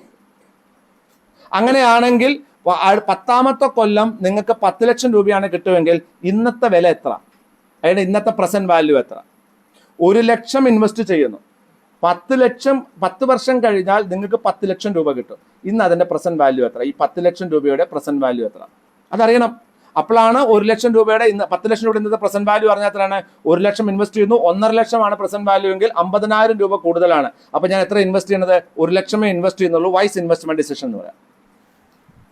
ഹലോ, 10 വർഷം കഴിഞ്ഞ് 10 ലക്ഷം രൂപ കിട്ടാൻ വേണ്ടി ഇന്ന് ഞാൻ 1 ലക്ഷം ഇൻവെസ്റ്റ് ചെയ്യണം. ഈ ഇൻവെസ്റ്റ്മെന്റ് ഡിസിഷൻ ശരിയാണോ തെറ്റാണോ എന്ന് എങ്ങനെ മനസ്സിലാക്കുക? നമുക്ക് ഒറ്റ പണിയുള്ളൂ. ഈ 10 ലക്ഷം രൂപയുടെ പ്രസന്റ് വാല്യൂ കണ്ടെത്തുക. ആ 10 ലക്ഷം കിട്ടണമെങ്കിൽ ഇന്നത്തെ ആ 10 ലക്ഷം രൂപയുടെ ഇന്നത്തെ വില എത്രയാണ്? ഇൻഫ്ലേഷൻ വെച്ചിട്ട് പ്രസന്റ് വാല്യൂ ഫാക്ടർ വെച്ച് മൾട്ടിപ്ലൈ ചെയ്ത് ഇന്നത്തെ വില കിട്ടും. അത് 2 ലക്ഷം രൂപയാണെന്ന് കൂട്ടാം. അപ്പൊ നമ്മളിപ്പോ എത്ര ഇൻവെസ്റ്റ് ചെയ്യുന്നത്? 1 ലക്ഷം രൂപ. 1 ലക്ഷം രൂപ ലാഭമല്ലേ? ഇൻവെസ്റ്റ് ചെയ്യാം. അതേസമയം പ്രസന്റ് വാല്യൂ 80,000 രൂപയാണെന്ന് കൂട്ടാം. ഞാൻ എത്ര ഇൻവെസ്റ്റ് ചെയ്യുന്നത്? 1 ലക്ഷം രൂപ. എത്ര കൂടുതൽ ഇൻവെസ്റ്റ് ചെയ്യുന്നത്? 20,000. ഞാൻ ഇൻവെസ്റ്റ് ചെയ്യൂല. 10 വർഷം കഴിഞ്ഞ് 10 ലക്ഷം കിട്ടാൻ ഞാൻ ഇന്ന് 1 ലക്ഷം ഇൻവെസ്റ്റ് ചെയ്യണമെങ്കിൽ ആ 10 ലക്ഷത്തിന്റെ ഇന്നത്തെ വില അറിഞ്ഞു കഴിഞ്ഞാൽ നമ്മുടെ ഇൻവെസ്റ്റ്മെന്റ് ശരിയാണോ അല്ലയോ എന്നറിയില്ലേ? മനസ്സിലായി തോന്നുന്നേ? 10 വർഷം കഴിഞ്ഞ് 10 ലക്ഷം കിട്ടാൻ ഇന്ന് 1 ലക്ഷമാണ് ഇൻവെസ്റ്റ് ചെയ്യേണ്ടതെങ്കിൽ അതാണ് അവര് പറയുന്ന വില. അപ്പൊ അതിന്റെ റിയൽ വില എത്രയാണ്? ഇൻഫ്ലേഷൻ അഡ്ജസ്റ്റ് ചെയ്തിട്ടുള്ള പ്രസന്റ് വാല്യൂ എത്രയാണ്? ഒരു പ്രസന്റ് വാല്യൂ ഫാക്ടർ ഉണ്ട്, കണക്കിൽ തരും. ആ പ്രസന്റ് വാല്യൂ ഫാക്ടർ മൾട്ടിപ്ലൈ ചെയ്ത് നമുക്ക് കിട്ടുന്നത് 1,60,60,000 രൂപയാന്ന് കൂട്ടുക. അപ്പൊ അതിനകത്ത് എന്താണ്? 10 ലക്ഷം രൂപയ്ക്ക് 10 വർഷം കഴിഞ്ഞാൽ 10 വർഷം കഴിഞ്ഞിട്ട് കിട്ടുന്ന 10 ലക്ഷം രൂപയുടെ ഇന്നത്തെ വില എത്രയാണ്? 1,60,60,000 രൂപയാണ്. നിങ്ങൾ എത്രയാ കൊടുക്കുന്നത്? 1 ലക്ഷം രൂപ. നിങ്ങൾക്ക് അത് വാങ്ങാവുന്നതാണ്. നിങ്ങൾക്ക് 1 ലക്ഷം രൂപ കൊടുത്താൽ 10 ലക്ഷം കിട്ടുമെങ്കിൽ സൂപ്പറാണത്. മറ്റുള്ള കാര്യങ്ങളൊക്കെ കൺസിഡർ ചെയ്യണം, അതൊക്കെ വിട്ടേക്ക്. 10 വർഷം കഴിഞ്ഞ് 10 ലക്ഷം രൂപ കിട്ടും. അതിന് നമ്മളോട് ഇപ്പോൾ 1 ലക്ഷം രൂപ കൊടുക്കാൻ പറയുന്നു. എന്നാൽ നിങ്ങൾ പ്രസന്റ് വാല്യൂ ഫാക്ടർ വെച്ച് മൾട്ടിപ്ലൈ ചെയ്തപ്പോൾ അത് 90,000 രൂപയാണ്. ആക്ച്വലി അതിന്റെ വില 90,000 രൂപയേ ഉള്ളൂ. നമ്മളിന്ന് എത്ര വാങ്ങണത്? 1 ലക്ഷം രൂപ. നമ്മൾ വാങ്ങുമോ? നെറ്റ് പ്രസന്റ് വാല്യൂ ഓരോ നാളെ കിട്ടുന്ന പൈസയ്ക്കും ഇന്നത്തെ 50,000 രൂപയും 2 കൊല്ലം കഴിഞ്ഞ് കിട്ടുന്ന 50,000 രൂപയ്ക്കും ഒരൊറ്റ വിലയാണോ? അല്ലല്ലോ. അതല്ലേ അപ്പൊ പ്രസന്റ് വാല്യൂ പറയണ്ടേ? നാളെ ഇപ്പൊ ഒരാളൊരു 50,000 രൂപ നിങ്ങളിൽ നിന്ന് വാങ്ങുന്നു, 2 കൊല്ലം കഴിഞ്ഞിട്ട് തരാൻ രാജസ്ഥാനെ 50,000 രൂപ എന്ന് പറയുന്നു. നിങ്ങൾ കൊടുക്കുവോ? ഒരു സ്നേഹത്തിന് മുകളിലും കൊടുക്കരുത്. അങ്ങനെ കൊടുത്താൽ അയാൾ 2 കൊല്ലം കഴിഞ്ഞ് തരുന്ന 50,000 രൂപയുടെ പ്രസന്റ് വാല്യൂ എടുക്കണം. ഇന്നത്തെ പ്രസന്റ് വാല്യൂ എത്രയാ? 40,000 ആയിരിക്കും. അപ്പൊ 40,000 കൊടുത്തിട്ട് അയാൾ 2 കൊല്ലം കഴിഞ്ഞ് 50,000 തന്നാലേ എന്റെ പൈസ തിരിച്ചു കിട്ടിയെന്നെങ്കിലും പറയാൻ പറ്റത്തുള്ളൂ. മറ്റത് എനിക്ക് 10,000 രൂപ നഷ്ടമാണ്. നമ്മൾ ചിന്തിക്കാറ് പോലും ഇല്ലല്ലോ ഇതൊന്നും. മനസ്സിലായോ? മുൻസിഫിന് മനസ്സിലായോ ഞാൻ പറഞ്ഞതേ? മനസ്സിലായോ? മുൻസിഫ് നമ്മൾ പാവങ്ങളാണ് ഇത് മനസ്സിലാവാത്തേ. നീ ഇത്ര പാവാൻ പാടില്ല. മുൻസിഫിനോട് ഞാൻ ചോദിക്കുകയാണ്, മുൻസിഫ് ഒരു 50,000 രൂപ കടം നേടാം, ഞാനൊരു കുറച്ച് ബുദ്ധിമുട്ടിലാണ്, ഞാനൊരു 2 കൊല്ലം കഴിഞ്ഞിട്ട് അല്ലെങ്കിൽ അടുത്ത കൊല്ലം ഇതേ സമയം തിരിച്ചു തരാം. മുൻസിഫിന് ആയിസാറിനോട് പാവം തോന്നി. മുൻസിഫ് പറഞ്ഞു, ആയിക്കോട്ടെ സാർ, കുഴപ്പമില്ല സാർ, 50,000 രൂപ എനിക്ക് തന്നു. താൻ 8% പലിശയ്ക്ക് ബാങ്കിലിട്ട പൈസ എനിക്ക് തരുവാണേ. ഇപ്പൊ 4,000 രൂപ പോയി, ബാങ്കിലെ പലിശ പോയി, 50,000 എനിക്ക് തന്നു. ഞാൻ കറക്റ്റായിട്ട് അടുത്ത വർഷം സെപ്റ്റംബർ 1-ാം തീയതി ഈ 50,000 രൂപയ്ക്ക് തിരിച്ചു കൊടുത്തു. ഇയാൾക്ക് നഷ്ടമാണോ ലാഭമാണോ? ഇൻട്രസ്റ്റ് നഷ്ടമുണ്ടോ? 2, present value. Purchasing power of 50,000 today may not be the same purchasing power after 1 year. ആണോ? ആവില്ല. അപ്പൊ അതുപോലെ നഷ്ടമാണ്. അപ്പൊ അയാൾ എന്താ ചെയ്യേണ്ടത്? ആ 50,000 ഒരു മിനിറ്റ് കേട്ടോ, ഞാൻ ഒന്ന് നോക്കട്ടെ. Present value factor of 50,000 for 1 year in India. ഒരു പ്രസന്റ് വാല്യൂ ഫാക്ടർ വരും 0.98. അപ്പൊ നമ്മളത് 50,000 × 0.98 മൾട്ടിപ്ലൈ ചെയ്താൽ നമുക്ക് കിട്ടും 49,000 രൂപ. അല്ലെ റൈസറെ, ഞാനിപ്പോൾ ഒരു 49,000 രൂപ തരാം സാർ, എനിക്കൊരു കൊല്ലം കഴിഞ്ഞാൽ 50. അപ്പോൾ പലിശ വേണം? പലിശ അല്ല സാർ, ഇതാണ് പ്രസന്റ് വാല്യൂ. കാരണം അടുത്ത കൊല്ലം തരുന്ന 50,000 രൂപയ്ക്ക് എനിക്ക് ഇന്ന് 49,000 കിട്ടുന്ന സാധനം വാങ്ങാൻ പറ്റത്തുള്ളൂ. സോ ഇതാണ് പ്രസന്റ് വാല്യൂ. മനസ്സിലാവണേ വേണേ? ഇതൊന്നും നമ്മൾ ഉപയോഗിക്കുന്നതല്ല, പക്ഷെ ഇതൊക്കെ ബിസിനസ്സിൽ വളരെ ഇമ്പോർട്ടൻ്റ് ആണ്. കാരണം നാളെ 10 ലക്ഷം രൂപ കിട്ടുമെന്ന് പറയുമ്പോൾ ഇന്ന് അതിന് എന്ത് കൊടുക്കണം നമുക്കറിയണ്ടേ? നമ്മൾ കൊടുക്കുന്ന പൈസ കൊടുക്കേണ്ട പണത്തെക്കാളും കൂടുതലാണോ കുറവാണോ എന്നറിഞ്ഞാലല്ലേ അത് ചെയ്യണോ വേണ്ടത് അറിയാൻ പറ്റുള്ളൂ. അപ്പൊ എന്തൊക്കെ പ്രസന്റ് വാല്യൂ ഫാക്ടർ വരിക? ഒന്ന് അതിന്റെ കോസ്റ്റ് ഇൻട്രസ്റ്റ് ഫാക്ടർ, പിന്നെന്താ വരിക?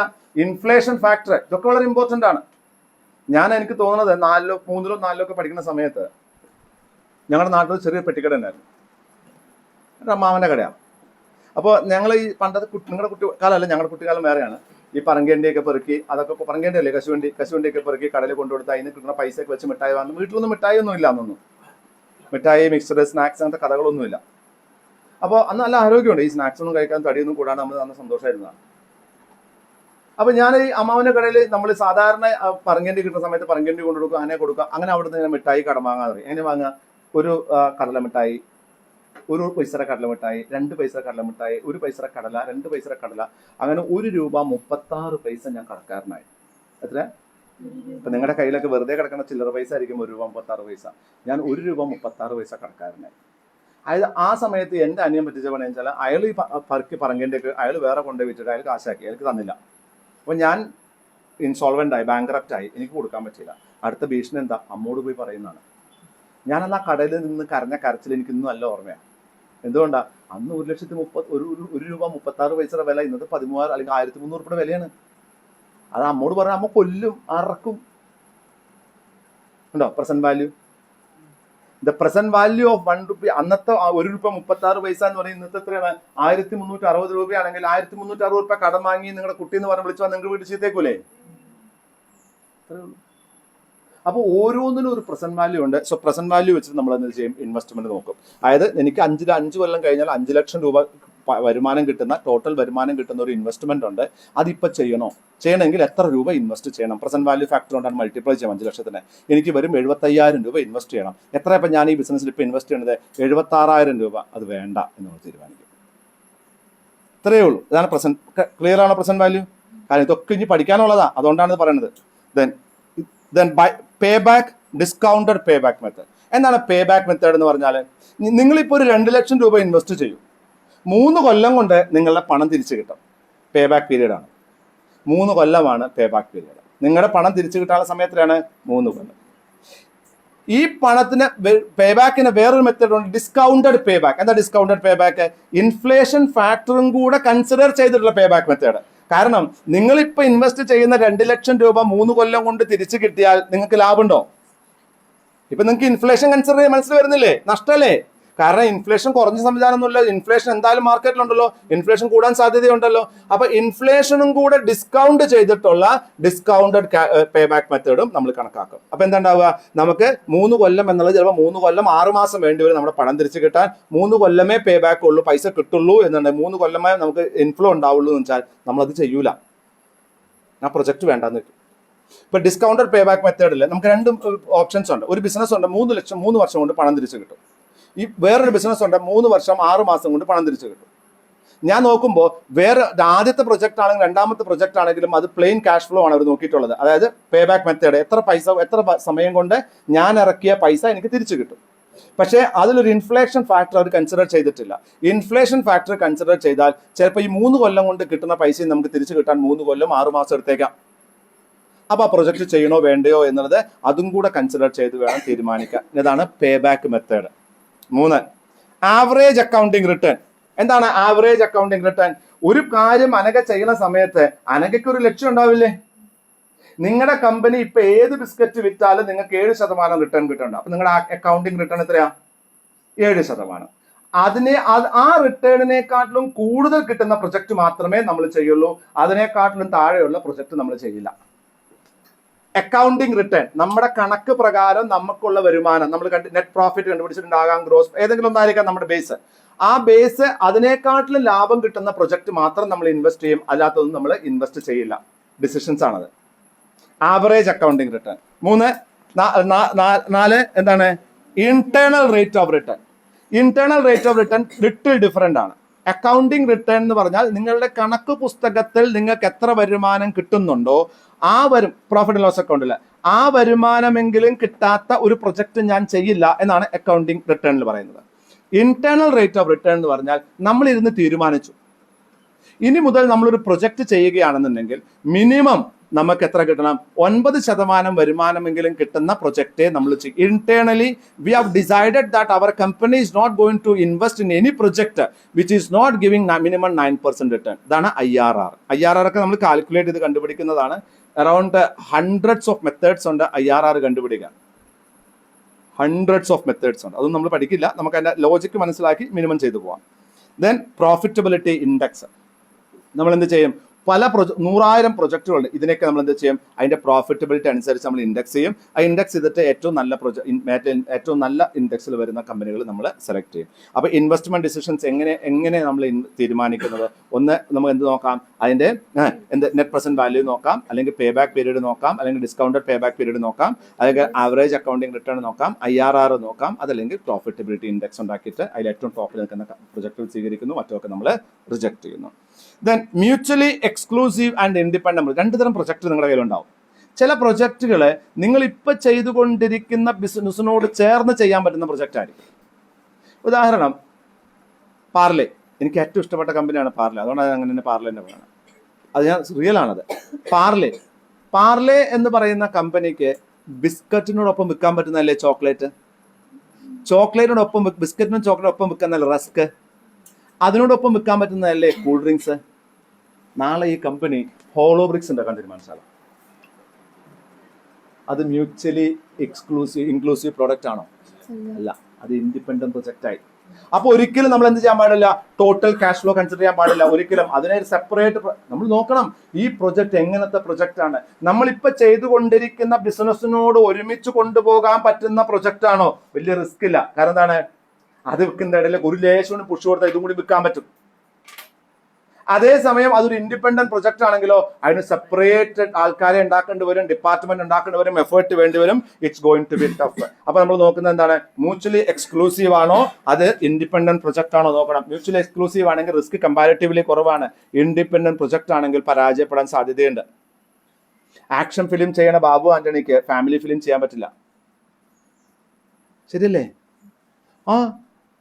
ബാബു ആന്റണി അറിയോ നിങ്ങൾക്ക്? ഒരു വലിയൊരു ആക്ടറായിരുന്നു മലയാളത്തിലെ. ഡബിൾ ബ്ലാക്ക് ബെൽറ്റ് ഒക്കെ എടുത്ത ഭയങ്കര നീളത്തിലുള്ള വലിയൊരു അടിയുടെ ഉസ്താദാണ്.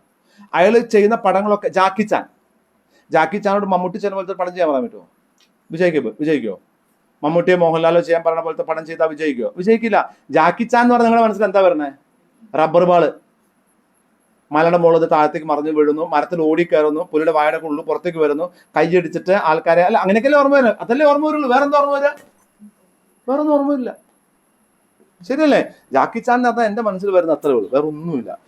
ഹൂ അമ്മ എന്ന് പറഞ്ഞ സിനിമയിലുണ്ട്. ഒരു ഡെസേർട്ടിൽ ഒരു പുലി പുറകിൽ വരുന്നു, ഡെസേർട്ടിൽ അതിൽ മരത്തിന് മുകളിൽ കടകടകടകട ഓടി കയറുന്നു. മനുഷ്യന്മാർ ചെയ്യുന്ന പരിപാടി അതൊക്കെ. പിന്നെ ഒരു 100 മീറ്റർ നീളത്തിലുള്ള ഒരു ഗ്ലാസ്, ഇങ്ങനെ സ്ട്രെയിറ്റ് ആയിട്ട് ഗ്ലാസ് ഉണ്ട്, അത് കൂടെ അയാൾ ഓടി ഇങ്ങനെ ഇറങ്ങുന്ന ഒരു സിനിമയില്. Family story. ഒരു കുട്ടിക്ക് വയ്യായുണ്ട്, ആ കുട്ടിക്ക് പൈസ ഇല്ലാത്തത് കൊണ്ട് ബുദ്ധിമുട്ടുന്നു, നാട്ടിലെ ആൾക്കാർ ഒരു പണം ചോദിക്കുന്ന ഒരു സിനിമ ജാക്കി ചാൻ ചെയ്താൽ നമ്മൾ പോയി കാണും. അത് ഇൻഡിപെൻഡന്റ് പ്രൊജക്റ്റ് ആണ്. അപ്പൊ അതുപോലെയാണ് മ്യൂച്വലി എക്സ്ക്ലൂസീവ് പ്രൊജക്റ്റ് ആണെങ്കിൽ ഒരു അടിപ്പടം മിനിമം ഗ്യാരണ്ടി കൺസെപ്റ്റ് ആണ്. ആർക്ക്? രജനീകാന്തിന്. എന്താ മിനിമം ഗ്യാരണ്ടി? രജനീകാന്തിന്റെ എല്ലാ പടത്തിലും ഒരു സിഗരറ്റ് ഇങ്ങനെ ഇടും, ടെക്കടാന്ന് വേണ്ടി വിളിക്കും, അവർ തീപ്പെട്ടിക്കൊള്ളി ഇങ്ങനെ ഇടും, അല്ലേ? പിന്നെ ചൊക്ക 2-3 ഇളക്കലൊക്കെ ഉണ്ടാകും. കണ്ടിട്ടോ? അതൊക്കെ എന്തൊക്കെ മിനിമം ഗ്യാരണ്ടിയാ?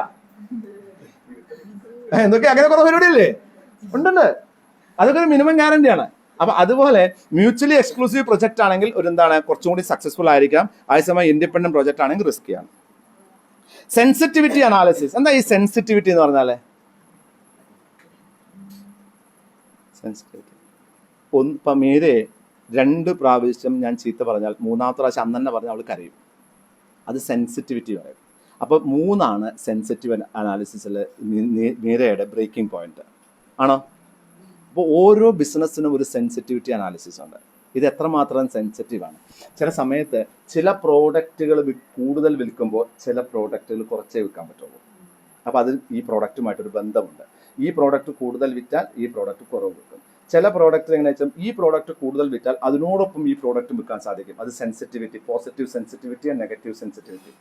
അപ്പോൾ സെൻസിറ്റിവിറ്റി അനാലിസിസ് ചെയ്യണം. അതായത് ചിലപ്പോൾ നമ്മുടെ കമ്പനിയിൽ തന്നെ ഒരു പ്രോഡക്റ്റ് ഉണ്ടാകും. ആ ഉദാഹരണം Parle G, Parle gold, Parle G super, 3 glucose ബിസ്ക്കറ്റാണ്. ഈ 3 ഗ്ലൂക്കോസ് ബിസ്ക്കറ്റും വരുന്ന സമയത്ത് അവർ എന്ത് ചെയ്തിട്ടുണ്ടാവും? ഈ ഗോൾഡ് വന്നാൽ ഓർഡിനറി പാർലേജിയുടെ സെയിൽ കുറയാൻ പാടില്ല. അത് കുറഞ്ഞാൽ പിന്നെ ഗോൾഡ് വന്നിട്ട് കാര്യമില്ല. അപ്പൊ അവർ സെൻസിറ്റിവിറ്റി അനാലിസിസ് നടത്തിയിട്ടുണ്ടാവും. അവരെന്താ പറയാ, സാധാരണ മഞ്ഞവരി നീലവരിയുള്ള അല്ല മഞ്ഞവരിയും ചുവപ്പ് വരെയുള്ള പാർലേജി വാങ്ങുന്ന ആൾക്കാർ ആരും ഗോൾഡ് വാങ്ങില്ല. ഗോൾഡ് വാങ്ങുന്നവർ വേറെയാകും. അപ്പൊ സെൻസിറ്റിവിറ്റി അനാലിസിസ് നോക്കിയിട്ടല്ലേ നമുക്ക് തീരുമാനം how sensitive your new project, new decision to your old business അല്ലെങ്കിൽ മാർക്കറ്റ് നോക്കണം നമ്മൾ. How sensitive are the criterion to changes in key assumptions. നിങ്ങൾ വിചാരിക്കുന്ന അസംഷൻസ് ഉണ്ടാകും. ആ അസംഷൻസിൽ എന്തെങ്കിലും മാറ്റങ്ങൾ വന്നാൽ നിങ്ങളുടെ ഈ റിസൾട്ടിൽ എത്രമാത്രം മാറ്റം വരാൻ സാധ്യതയുണ്ട്. ഇത് ഡെഫിനറ്റ് ആയിട്ട് നമ്മൾ ചിന്തിക്കേണ്ട കാര്യമാണ്. Earnings versus cash flow. ഏണിങ്സും ക്യാഷ് ഫ്ലോ നമ്മൾ എന്താ ഏണിങ്സ് എന്ന് പറഞ്ഞാൽ അക്രൂവൽ ബേസിസിൽ, ക്യാഷ് ഫ്ലോ എന്ന് പറഞ്ഞാൽ ക്യാഷ് ബേസിസിൽ. അപ്പൊ ഏണിങ്സ് മാത്രം നോക്കിയാൽ പോരാ, നിങ്ങൾ ഇന്നുകൂടി നോക്കണം, ക്യാഷ് ഫ്ലോയും കൂടെ നോക്കണം. എന്നാൽ മാത്രമേ നിങ്ങളുടെ ബിസിനസ് വളരുള്ളൂ. Classic example the movie Forrest Gump, Paramount Pictures 1994. Forrest Gump എന്ന് പറയുന്ന ഒരു സിനിമയുണ്ട്. ഈ സിനിമ പാരമൗണ്ട് പിക്ചേഴ്സ് ആണ് ഇത് റിലീസ് ചെയ്തത് 1994. ഇതിലെന്താ ഉണ്ടായെന്ന് വെച്ചാൽ, ഈ ഫോറസ്റ്റ് ഗംപ് എന്ന് പറയുന്ന കഥ എഴുതിയ ഒരാളുണ്ട്. അയാളോട് പാരമൗണ്ട് പിക്ചേഴ്സ് എന്താ പറഞ്ഞത്, നോക്കൂ ഈ പടത്തിൽ കിട്ടുന്ന നെറ്റ് പ്രോഫിറ്റ് എത്രയാണോ അതിന്റെ 2% നിങ്ങൾക്ക് ഞങ്ങൾ എന്ത് തരാം, സ്റ്റോറിക്ക് വേണ്ടി തരാം എന്ന് പറഞ്ഞിട്ട് പാരമൗണ്ട് പിക്ചേഴ്സ് പടം എടുത്തു. ഈ പടം ലോകത്ത് മുഴുവനും ഓടി.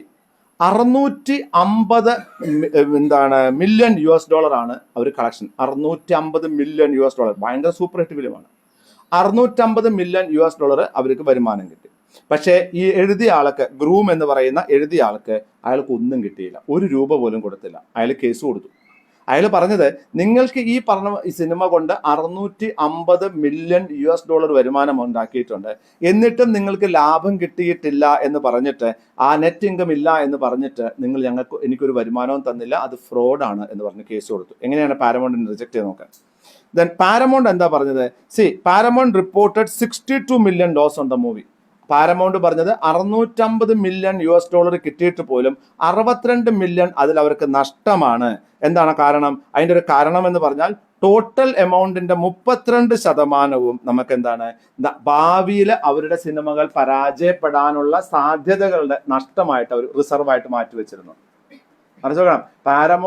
മനസ്സിലാവണ്ട ഞാൻ പറഞ്ഞത്, പാരമൗണ്ട് ഫോറസ്റ്റ് ഗംപ് എന്ന് പറയുന്ന സിനിമ എടുത്തപ്പോൾ അതിന്ന് കിട്ടിയ 650 മില്യൺ US$ൽ നിന്നും 32% അവരിതിന് മാറ്റിവെച്ചു. ഭാവിയിൽ ഈ സിനിമ ഈ കമ്പനി എടുക്കുന്ന സിനിമകളുടെ പരാജയത്തിലേക്കുള്ള റിസർവ് ആയിട്ട് മാറ്റിവെച്ചു. അപ്പൊ 650 മില്യൺ US$ന്റെ 32% എങ്ങോട്ട് പോയി? ഭാവിയിൽ ഒരാളെ നഷ്ടത്തിലേക്ക് പോയി. ആ ബാലൻസ് പൈസ മാത്രമേ വരവുള്ളൂ. അതിൽ നിന്ന് ചെലവ് കിഴിച്ചപ്പോൾ 62 മില്യൺ US$ നഷ്ടമാണ്, 1 രൂപ പോലും തരാൻ പറ്റില്ല എന്ന് പാരമൗണ്ട് പറഞ്ഞു. കോടതി എന്താ പറഞ്ഞത്? കോടതി പറഞ്ഞു കൊടുക്കേണ്ട കാര്യമില്ല, കാരണം അത് സാധാരണ അവർ കണ്ടിന്യൂസ് ആയിട്ട് ചെയ്തു വരുന്ന ഒരു അക്കൗണ്ടിങ് പ്രാക്ടീസ് ആണ്. ആ അക്കൗണ്ടിങ് പ്രാക്ടീസ് മാറ്റേണ്ട കാര്യമില്ല. അത് അറിഞ്ഞുകൊണ്ട് തന്നെ ആയിരിക്കും നിങ്ങൾ എന്ത് ചെയ്തിട്ടുണ്ടാവുക, സൈൻ ചെയ്തിരിക്കുക എന്നാണ് കോടതി പറഞ്ഞത്. അപ്പൊ കൂടുതൽ ഏണിങ്സ് ഉണ്ടായത് കൊണ്ട് മാത്രം പ്രോഫിറ്റ് ഉണ്ടാകണമെന്നുണ്ടോ? ഇല്ല. പ്രോഫിറ്റ് ഉണ്ടായത് കൊണ്ട് മാത്രം നിങ്ങൾക്ക് കിട്ടണമെന്നുണ്ടോ? അതും ഇല്ല. അപ്പോൾ അതാണ് ഇവിടെ പറയുന്നത്. Then things to check from cash flow from investing activities. Things to check from cash flow from investing activity. Investing ആക്ടിവിറ്റിയിലെ ക്യാഷ് ഫ്ലോയിൽ നിങ്ങൾ കൺസിഡർ ചെയ്യേണ്ടുന്ന ചില ഹെഡിങ്ങുകളാണ് പറയുന്നത്. ഒന്ന്, source of investment made during their. നിങ്ങൾക്ക് ക്യാഷ് ഫ്ലോ വന്നിട്ടുണ്ട്, ഓക്കെ, പക്ഷെ അതിലേക്ക് വേണ്ടി നിങ്ങൾ ഇൻവെസ്റ്റ് ചെയ്ത പൈസ എവിടെ നിന്നാണ് വന്നത്? ആ പണം, ഉദാഹരണം, നിങ്ങളുടെ ക്യാഷ് ഫ്ലോ ഈ വർഷം കൂടിയിട്ടുണ്ട്, അതേതോ ഒരു ഇതിൽ ഇൻവെസ്റ്റ് ചെയ്തത് കൊണ്ടാണ്. ആ ക്യാഷ് ഫ്ലോ കൂടാൻ വേണ്ടി നമ്മൾ ഈ വർഷം ഇൻവെസ്റ്റ് ചെയ്യാൻ ഉപയോഗിച്ച പണം എവിടെ നിന്ന് വന്നു? സോഴ്സ് എവിടെ നിന്ന്? അതിന് കോസ്റ്റ് ഉണ്ട്. ആ കോസ്റ്റും കൂടെ നിങ്ങൾ കണക്കാക്കണം. നിങ്ങൾ ക്യാഷ് ഫ്ലോ സ്റ്റേറ്റ്മെന്റ് നോക്കുന്ന സമയത്ത് നമ്മുടെ കയ്യിൽ ഒരു ക്യാഷ് ഫ്ലോ സ്റ്റേറ്റ്മെന്റ് ഉണ്ട്. അതിലാണ് ഇൻവെസ്റ്റ്മെന്റ് ഡിസിഷൻ ശരിയാണോ അല്ലയോ എന്ന് മനസ്സിലാക്കാൻ ഒറ്റ വഴി അത് മാത്രമേ ഉള്ളൂ. അത് നോക്കുന്ന സമയത്ത് ആ ഇൻവെസ്റ്റ്മെന്റ് നമുക്ക് ഈ വർഷത്തെ ക്യാഷ് ഫ്ലോ ഇൻക്രീസ് ചെയ്യുമ്പോൾ അതിന് വേണ്ടി നമ്മൾ എത്ര പണം ഇൻവെസ്റ്റ് ചെയ്തിട്ടുണ്ടോ അത് എവിടെ നിന്നാണ് ആ പണം കണ്ടെത്തിയത് എന്ന് നോക്കണം. See, the company on the back of sufficient cash flow from operations or retained earnings, or whether the company has borrowed money. Company നോക്കേണ്ടത് ആ ഇൻവെസ്റ്റ്മെന്റ് പൈസ കമ്പനിയുടെ റിട്ടേൺഡ് ഏർണിംഗ്സിൽ നിന്നാണോ ഇൻവെസ്റ്റ് ചെയ്തത്, ബോറോഡ് ക്യാപിറ്റൽ നിന്നാണോ ഇൻവെസ്റ്റ് ചെയ്തത്, ഇക്വിറ്റി ക്യാപിറ്റൽ നിന്നാണോ invest ചെയ്തത് എന്ന് നോക്കണം. കാരണം എന്താണ്? ഇതുവഴി നിങ്ങൾക്ക് ഇൻട്രസ്റ്റ് കൂടുതൽ കൊടുക്കേണ്ടി വന്നേക്കാം, അല്ലെങ്കിൽ ഡിവിഡൻഡ് കൊടുക്കേണ്ടി വന്നേക്കാം. ഡിവിഡൻഡ് ആണെങ്കിൽ കോസ്റ്റ് ഓഫ് ക്യാപിറ്റൽ കൂടിയേക്കാം, ആൾക്കാരുടെ എക്സ്പെക്ടേഷൻ ലെവല് കൂടിയേക്കാം. ഇതൊക്കെ അതിന്റെ റിസ്ക് ആണ്. Qualitative nature of the investment made by the company. ഈ ഇൻവെസ്റ്റ്മെന്റ്സ് ക്യാഷ് ഫ്ലോ സ്റ്റേറ്റ്മെന്റിൽ ക്യാഷ് ഫ്ലോ കൂടിയിട്ടുണ്ടെങ്കിൽ പോലും ആ ഇൻവെസ്റ്റ്മെന്റിന്റെ ക്വാളിറ്റി നോക്കണം നിങ്ങൾ. അത് പെട്ടെന്ന് ഒരു ടെമ്പററി ഇൻവെസ്റ്റ്മെന്റ് ആണോ, അത് ലോങ് സ്റ്റാൻഡിങ് വാല്യൂ ക്രിയേറ്റ് ചെയ്യുന്ന ഇൻവെസ്റ്റ്മെന്റ് ആണോ എന്ന് മനസ്സിലാക്കേണ്ടതുമാണ്. വെറുതെ ക്യാഷ് ഫ്ലോ നോക്കിയോണ്ട് ആ ഇൻവെസ്റ്റ്മെന്റ് ശരിയാണെന്ന് പറയാൻ പാടില്ല. ക്യാഷ് ഫ്ലോ വന്നു എന്നുള്ളത് കൊണ്ട് മാത്രം അതിൽ നിന്ന് നമുക്കൊരു വൈസ് ഇൻവെസ്റ്റ്മെന്റ് ആണെന്ന് പറയാൻ പറ്റത്തില്ല. എന്താ ആദ്യം നോക്കേണ്ടത്? ഇതിനുള്ള പണം എവിടെ നിന്നാണ് കണ്ടെത്തിയത്? റിട്ടേൺ ഏർണിംഗ്സിൽ നിന്നാണോ, ബോറോഡ് ക്യാപിറ്റൽ നിന്നാണോ, ഇക്വിറ്റി ക്യാപിറ്റൽ നിന്നാണോ പണം കണ്ടെത്തിയത് എന്ന് നോക്കണം. അതുവഴി നമ്മുടെ കോസ്റ്റ് കൂടുന്നതിനോ അല്ലെങ്കിൽ നമ്മുടെ ഏർണിംഗ് പെർ ഷെയർ കുറയുന്നതിനോ സാധ്യതയുണ്ട്. അതിലുണ്ടാകുന്ന ഇമ്പാക്ട് കൂടി മനസ്സിലാക്കിയിട്ട് വേണം ഇൻവെസ്റ്റ്മെന്റ് ചെയ്യാൻ. കുറെ കാശ് കിട്ടും എന്ന് പറഞ്ഞ് ഇൻവെസ്റ്റ്മെന്റ് ചെയ്യരുത്. 2, qualitative nature of the investment. Imagine A non finance company employing capital raised from external sources for making non-current investment in debt and equity securities rather than investing that capital in buying core business growth assets such as plant and machinery etc. നമ്മൾ ആ ഇൻവെസ്റ്റ്മെന്റിന്റെ college വരുമാനം കൂടി ഒന്ന് ആലോചിച്ച് നോക്കൂ. ഒരു company, ഒരു non finance company, non finance company എന്ന് പറഞ്ഞാൽ ഫിനാൻഷ്യൽ ആക്ടിവിറ്റി ചെയ്യാത്ത ഒരു കമ്പനിയാണ്.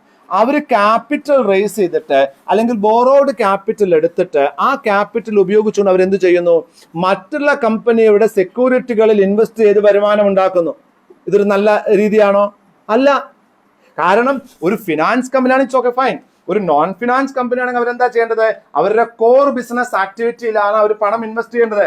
ആ കോർ ബിസിനസ് ആക്ടിവിറ്റിയിൽ പണം ഇൻവെസ്റ്റ് ചെയ്യാതെ അത് മറ്റുള്ള കമ്പനിയുടെ സെക്യൂരിറ്റീസിൽ ഇൻവെസ്റ്റ് ചെയ്ത് വരുമാനം ഉണ്ടാക്കിയാൽ പോലും അതിനെ നമുക്കൊരു വൈസ് ഇൻവെസ്റ്റ്മെന്റ് ആയിട്ട് കണക്കാക്കാൻ പറ്റില്ല. അപ്പൊ ആ ഡിസിഷനിൽ എന്തോ പ്രശ്നമുണ്ട്. നമ്മൾ ആ ഡിസിഷൻ മാറ്റേണ്ടതാണ്. തിങ്ക് ചെയ്യണം. കുറെ നല്ല കാശ് കിട്ടിയത് കൊണ്ടോ നല്ല വരുമാനം കിട്ടിയത് കൊണ്ടോ ആ ഡിസിഷൻ ശരിയാണെന്ന് പറയാൻ പറ്റത്തില്ല. ആ ഡിസിഷന് ക്വാളിറ്റേറ്റീവ്ലി ക്വാണ്ടിറ്റേറ്റീവ്ലി ഭയങ്കര ഇമ്പോർട്ടൻസ് ഉണ്ട്. ഇതൊരു ക്വാളിറ്റേറ്റീവ് ഇതാണ്. കാരണം ഈ കമ്പനിയുടെ ബിസിനസ് അടുത്ത കൊല്ലം ഷെയർ മാർക്കറ്റ് കയറിയില്ലെങ്കിൽ വരുമാനം മുഴുവൻ ലോസ് ആയിട്ട് പോകില്ലേ? അതൊരു ബിസിനസ് ആയിരുന്നെങ്കിലോ ആ ബിസിനസ് വാല്യൂ അഡീഷൻ ഉണ്ടാക്കില്ലേ, കുറെ ലാഭം ഉണ്ടാക്കില്ല. ഒരു എന്താ അതിലെ ഞാൻ പറയുന്നത്, ഒരു കമ്പനി പണം ഇൻവെസ്റ്റ് ചെയ്യാണ്. ആ പണം ഇൻവെസ്റ്റ് ചെയ്യാനുള്ള തീരുമാനത്തിനെയാണ് ഇൻവെസ്റ്റ്മെന്റ് ഡിസിഷൻ എന്ന് പറയുന്നത്.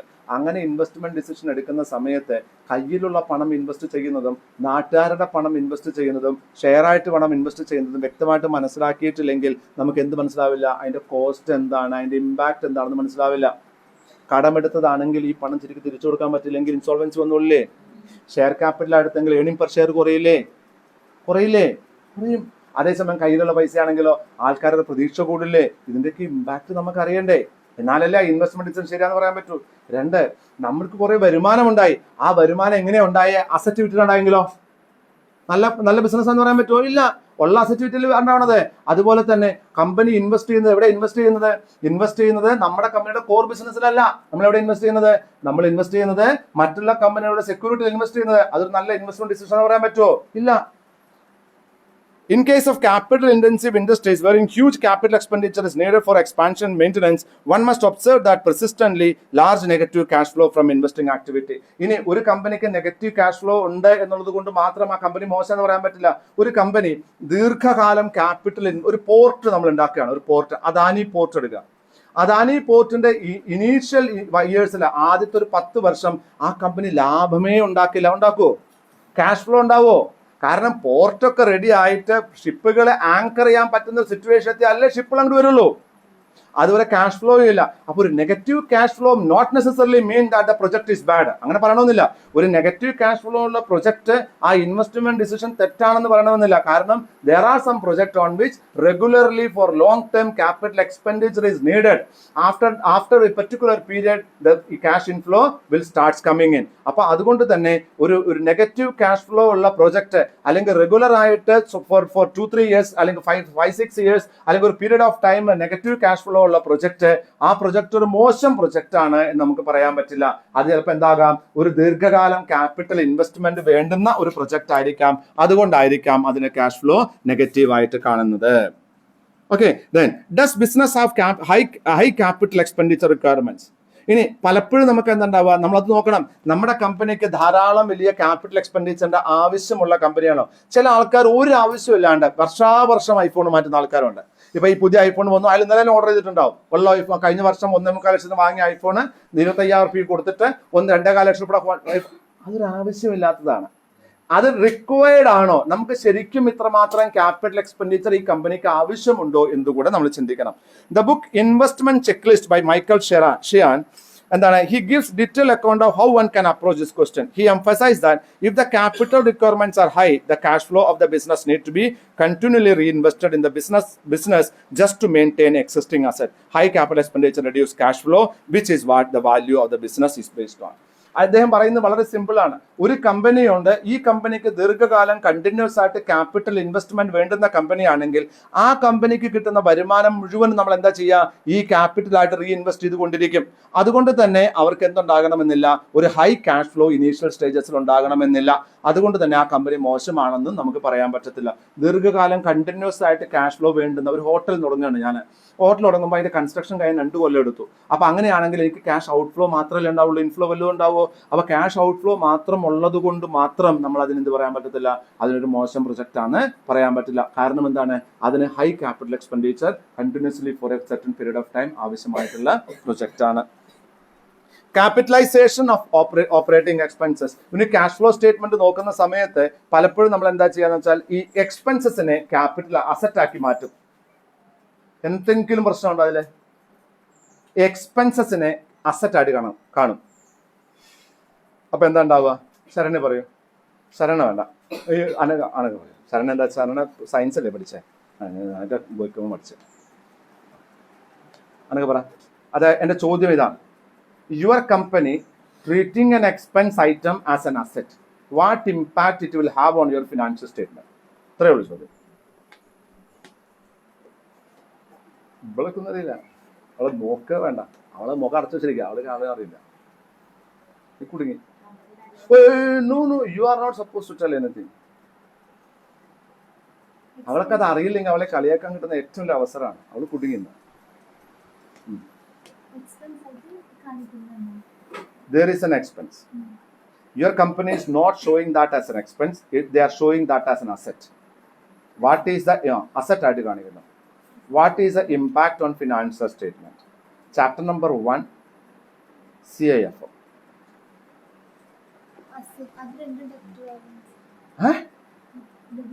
അപ്പൊ എന്താ ഉണ്ടാവുക? ഇമ്പാക്ട് എന്താ? ഉണ്ടാവില്ല. അദ്ദേഹം പറ. ചോദ്യം കേട്ടില്ല എന്ന് പറഞ്ഞ അടിയാണ് കേട്ടോ. കേട്ടില്ല ചോദ്യം? ദൂരം പറ. Asset expense.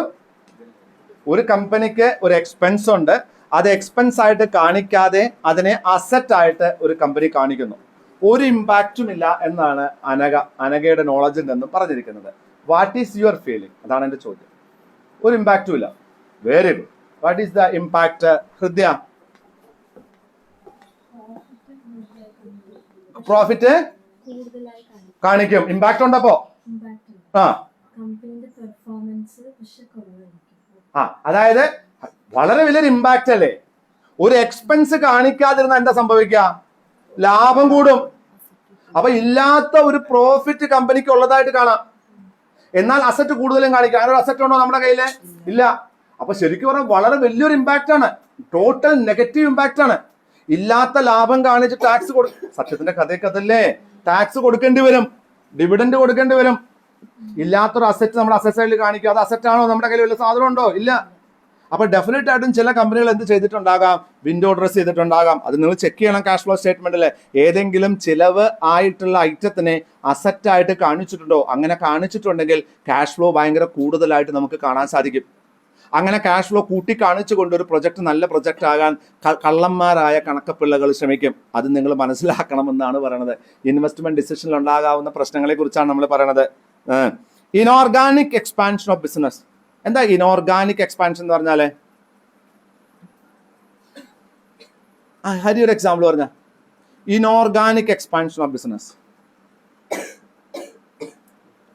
എന്താണ്? ഓർഗാനിക് എക്സ്പാൻഷൻ എന്ന് പറഞ്ഞാൽ ദേവന് പറഞ്ഞിട്ടുണ്ടോ?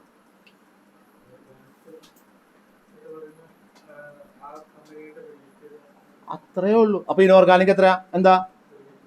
അത്രയേ ഉള്ളൂ.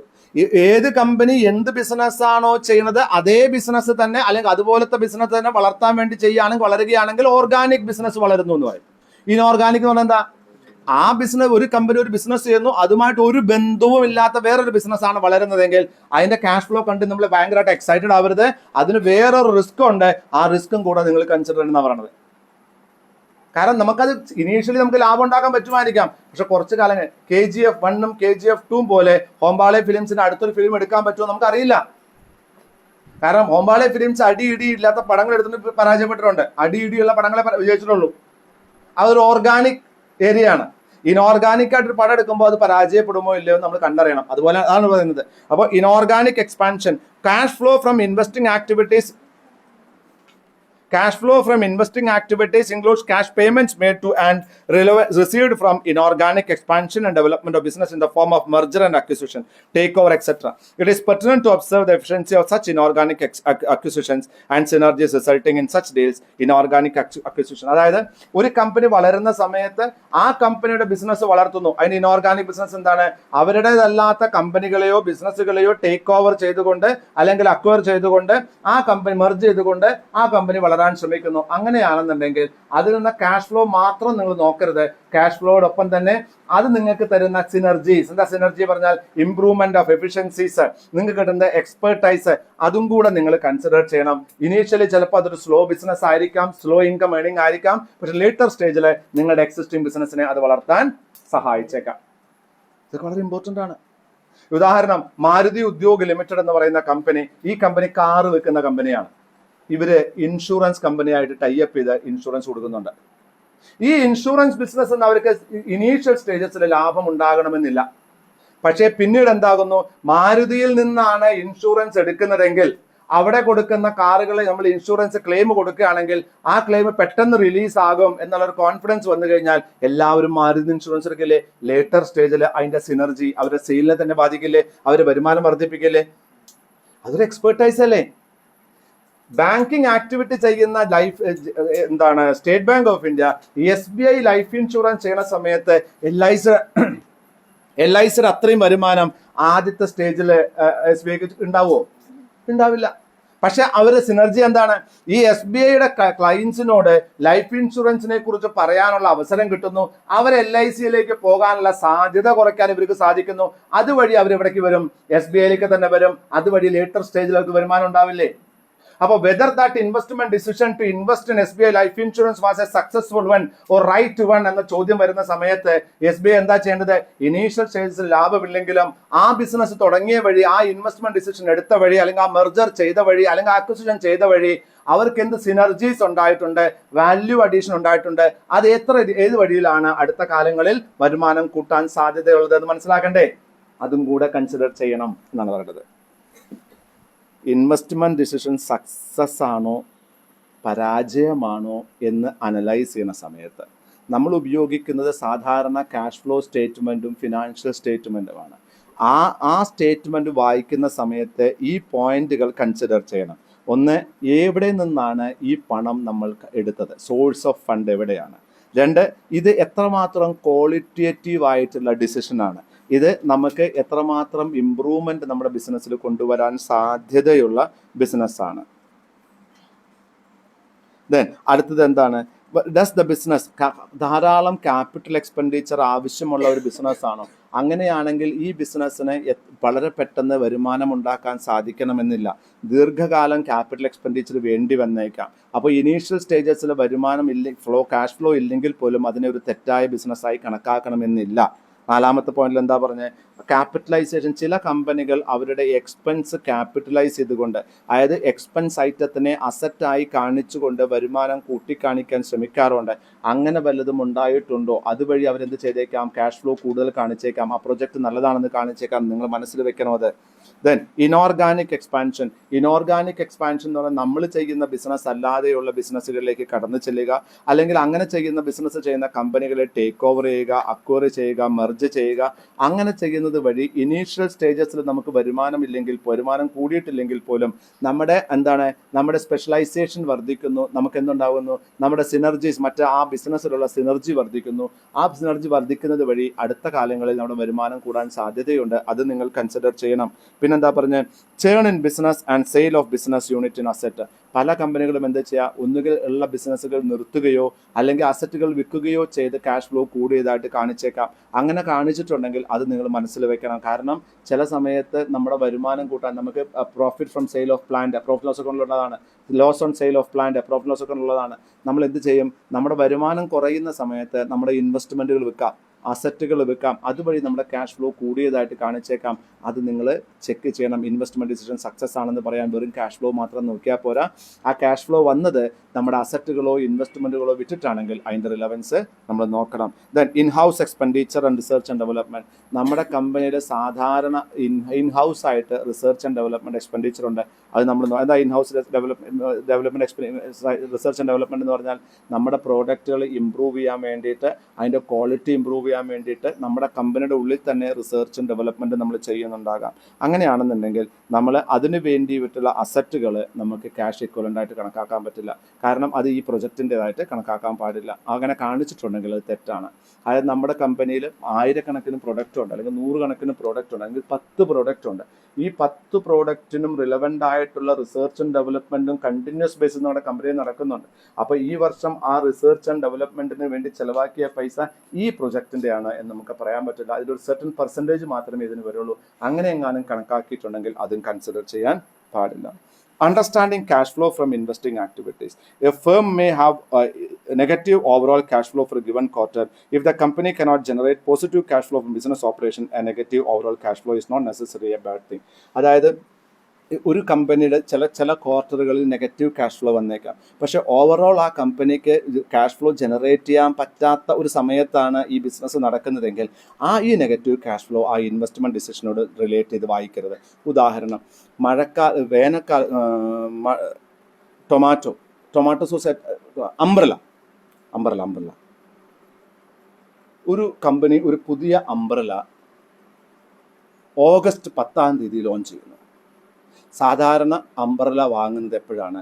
ഏപ്രിൽ, മെയ്, ജൂണിലാണ്. ഈ 3 മാസങ്ങളാണ് കുട വാങ്ങുക. ചൂട് കൂടുമ്പോൾ അല്ലെങ്കിൽ മഴ തുടങ്ങുമ്പോൾ നമ്മൾ അംബ്രല വാങ്ങുക. സാധാരണ ഈ വർഷം ഓഗസ്റ്റിലും സെപ്റ്റംബറിലും ഈ കമ്പനിയുടെ ടോട്ടൽ ക്യാഷ് ഫ്ലോ നെഗറ്റീവാണ്. ഈ ഇൻവെസ്റ്റ്മെൻറ്റ് ഡിസിഷൻ്റെ നെഗറ്റീവ്, ഈ പർട്ടിക്കുലർ പുതിയ കൊടയുടെയും ക്യാഷ് ഫ്ലോ നെഗറ്റീവാണ്. അതുകൊണ്ട് തന്നെ ആ കൊട ബിസിനസ് മോശമാണ് എന്ന് നമുക്കിപ്പോൾ പറയാൻ പറ്റുമോ? പറ്റത്തില്ല. എന്തുകൊണ്ടാണ്? ആ ഒരു പ്രൊജക്റ്റിൻ്റെ മാത്രമല്ല, ആ ഒരു ഡിസിഷൻ്റെ മാത്രമല്ല ക്യാഷ് ഫ്ലോ നെഗറ്റീവ് ആയിട്ടുള്ളത്. ആണോ നന്ദന? അല്ല, എല്ലാ പ്രൊഡക്റ്റുകളുടെയും ആ പെർട്ടിക്കുലർ കമ്പനിയുടെ ക്യാഷ് ഫ്ലോ തന്നെ ആ പെർട്ടിക്കുലർ സമയത്ത് നെഗറ്റീവാണ്. അതുകൊണ്ട് ഈ പ്രൊജക്റ്റുമായിട്ട് റിലേറ്റ് ചെയ്തിട്ടല്ല ആ ക്യാഷ് ഫ്ലോ വന്നിട്ടുള്ളത് നമ്മൾ മനസ്സിലാക്കണം. ഇതൊക്കെ നമ്മളൊരു കാര്യം വായിക്കുന്ന സമയത്ത് കുറേയധികം കാര്യങ്ങൾ മനസ്സിൽ വെച്ചിട്ട് വേണം അത് വായിക്കാൻ. നിങ്ങൾക്ക് തെറ്റും. അതാണ് ഇവിടെ പറയുന്നത്. Then an investing activity also refers to a cash spent on investment in capital such as property, plant and machinery, which is collectively referred as capital expenditure. Below is more comprehensive list of cash flows. അതായത് നമ്മൾ ധാരാളം ഈ capital investment decisions എന്ന് പറഞ്ഞാൽ ആ പെട്ടെന്ന് ലാഭമുണ്ടാക്കുന്ന കാര്യങ്ങൾക്ക് വേണ്ടി മാത്രമാണ് ഇൻവെസ്റ്റ് ചെയ്യണമെന്ന് പറയരുത്. നമ്മൾ എന്ത് ചെയ്യാം? ലോങ് ടേം ആയ അസറ്റുകളിലും നമ്മൾ എന്ത് ചെയ്തിട്ടുണ്ടാകാം? ഇൻവെസ്റ്റ് ചെയ്തിട്ടുണ്ടാകാം. ഉദാഹരണത്തിന് ക്യാഷ് ഇൻഫ്ലോ. നമ്മൾ ഒരു പ്രോപ്പർട്ടി വിറ്റാൽ നമുക്ക് ക്യാഷ് ഇൻഫ്ലോ വരും. അതിനൊരിക്കലും നമുക്ക് എന്ത് ചെയ്യാൻ പറ്റത്തില്ല?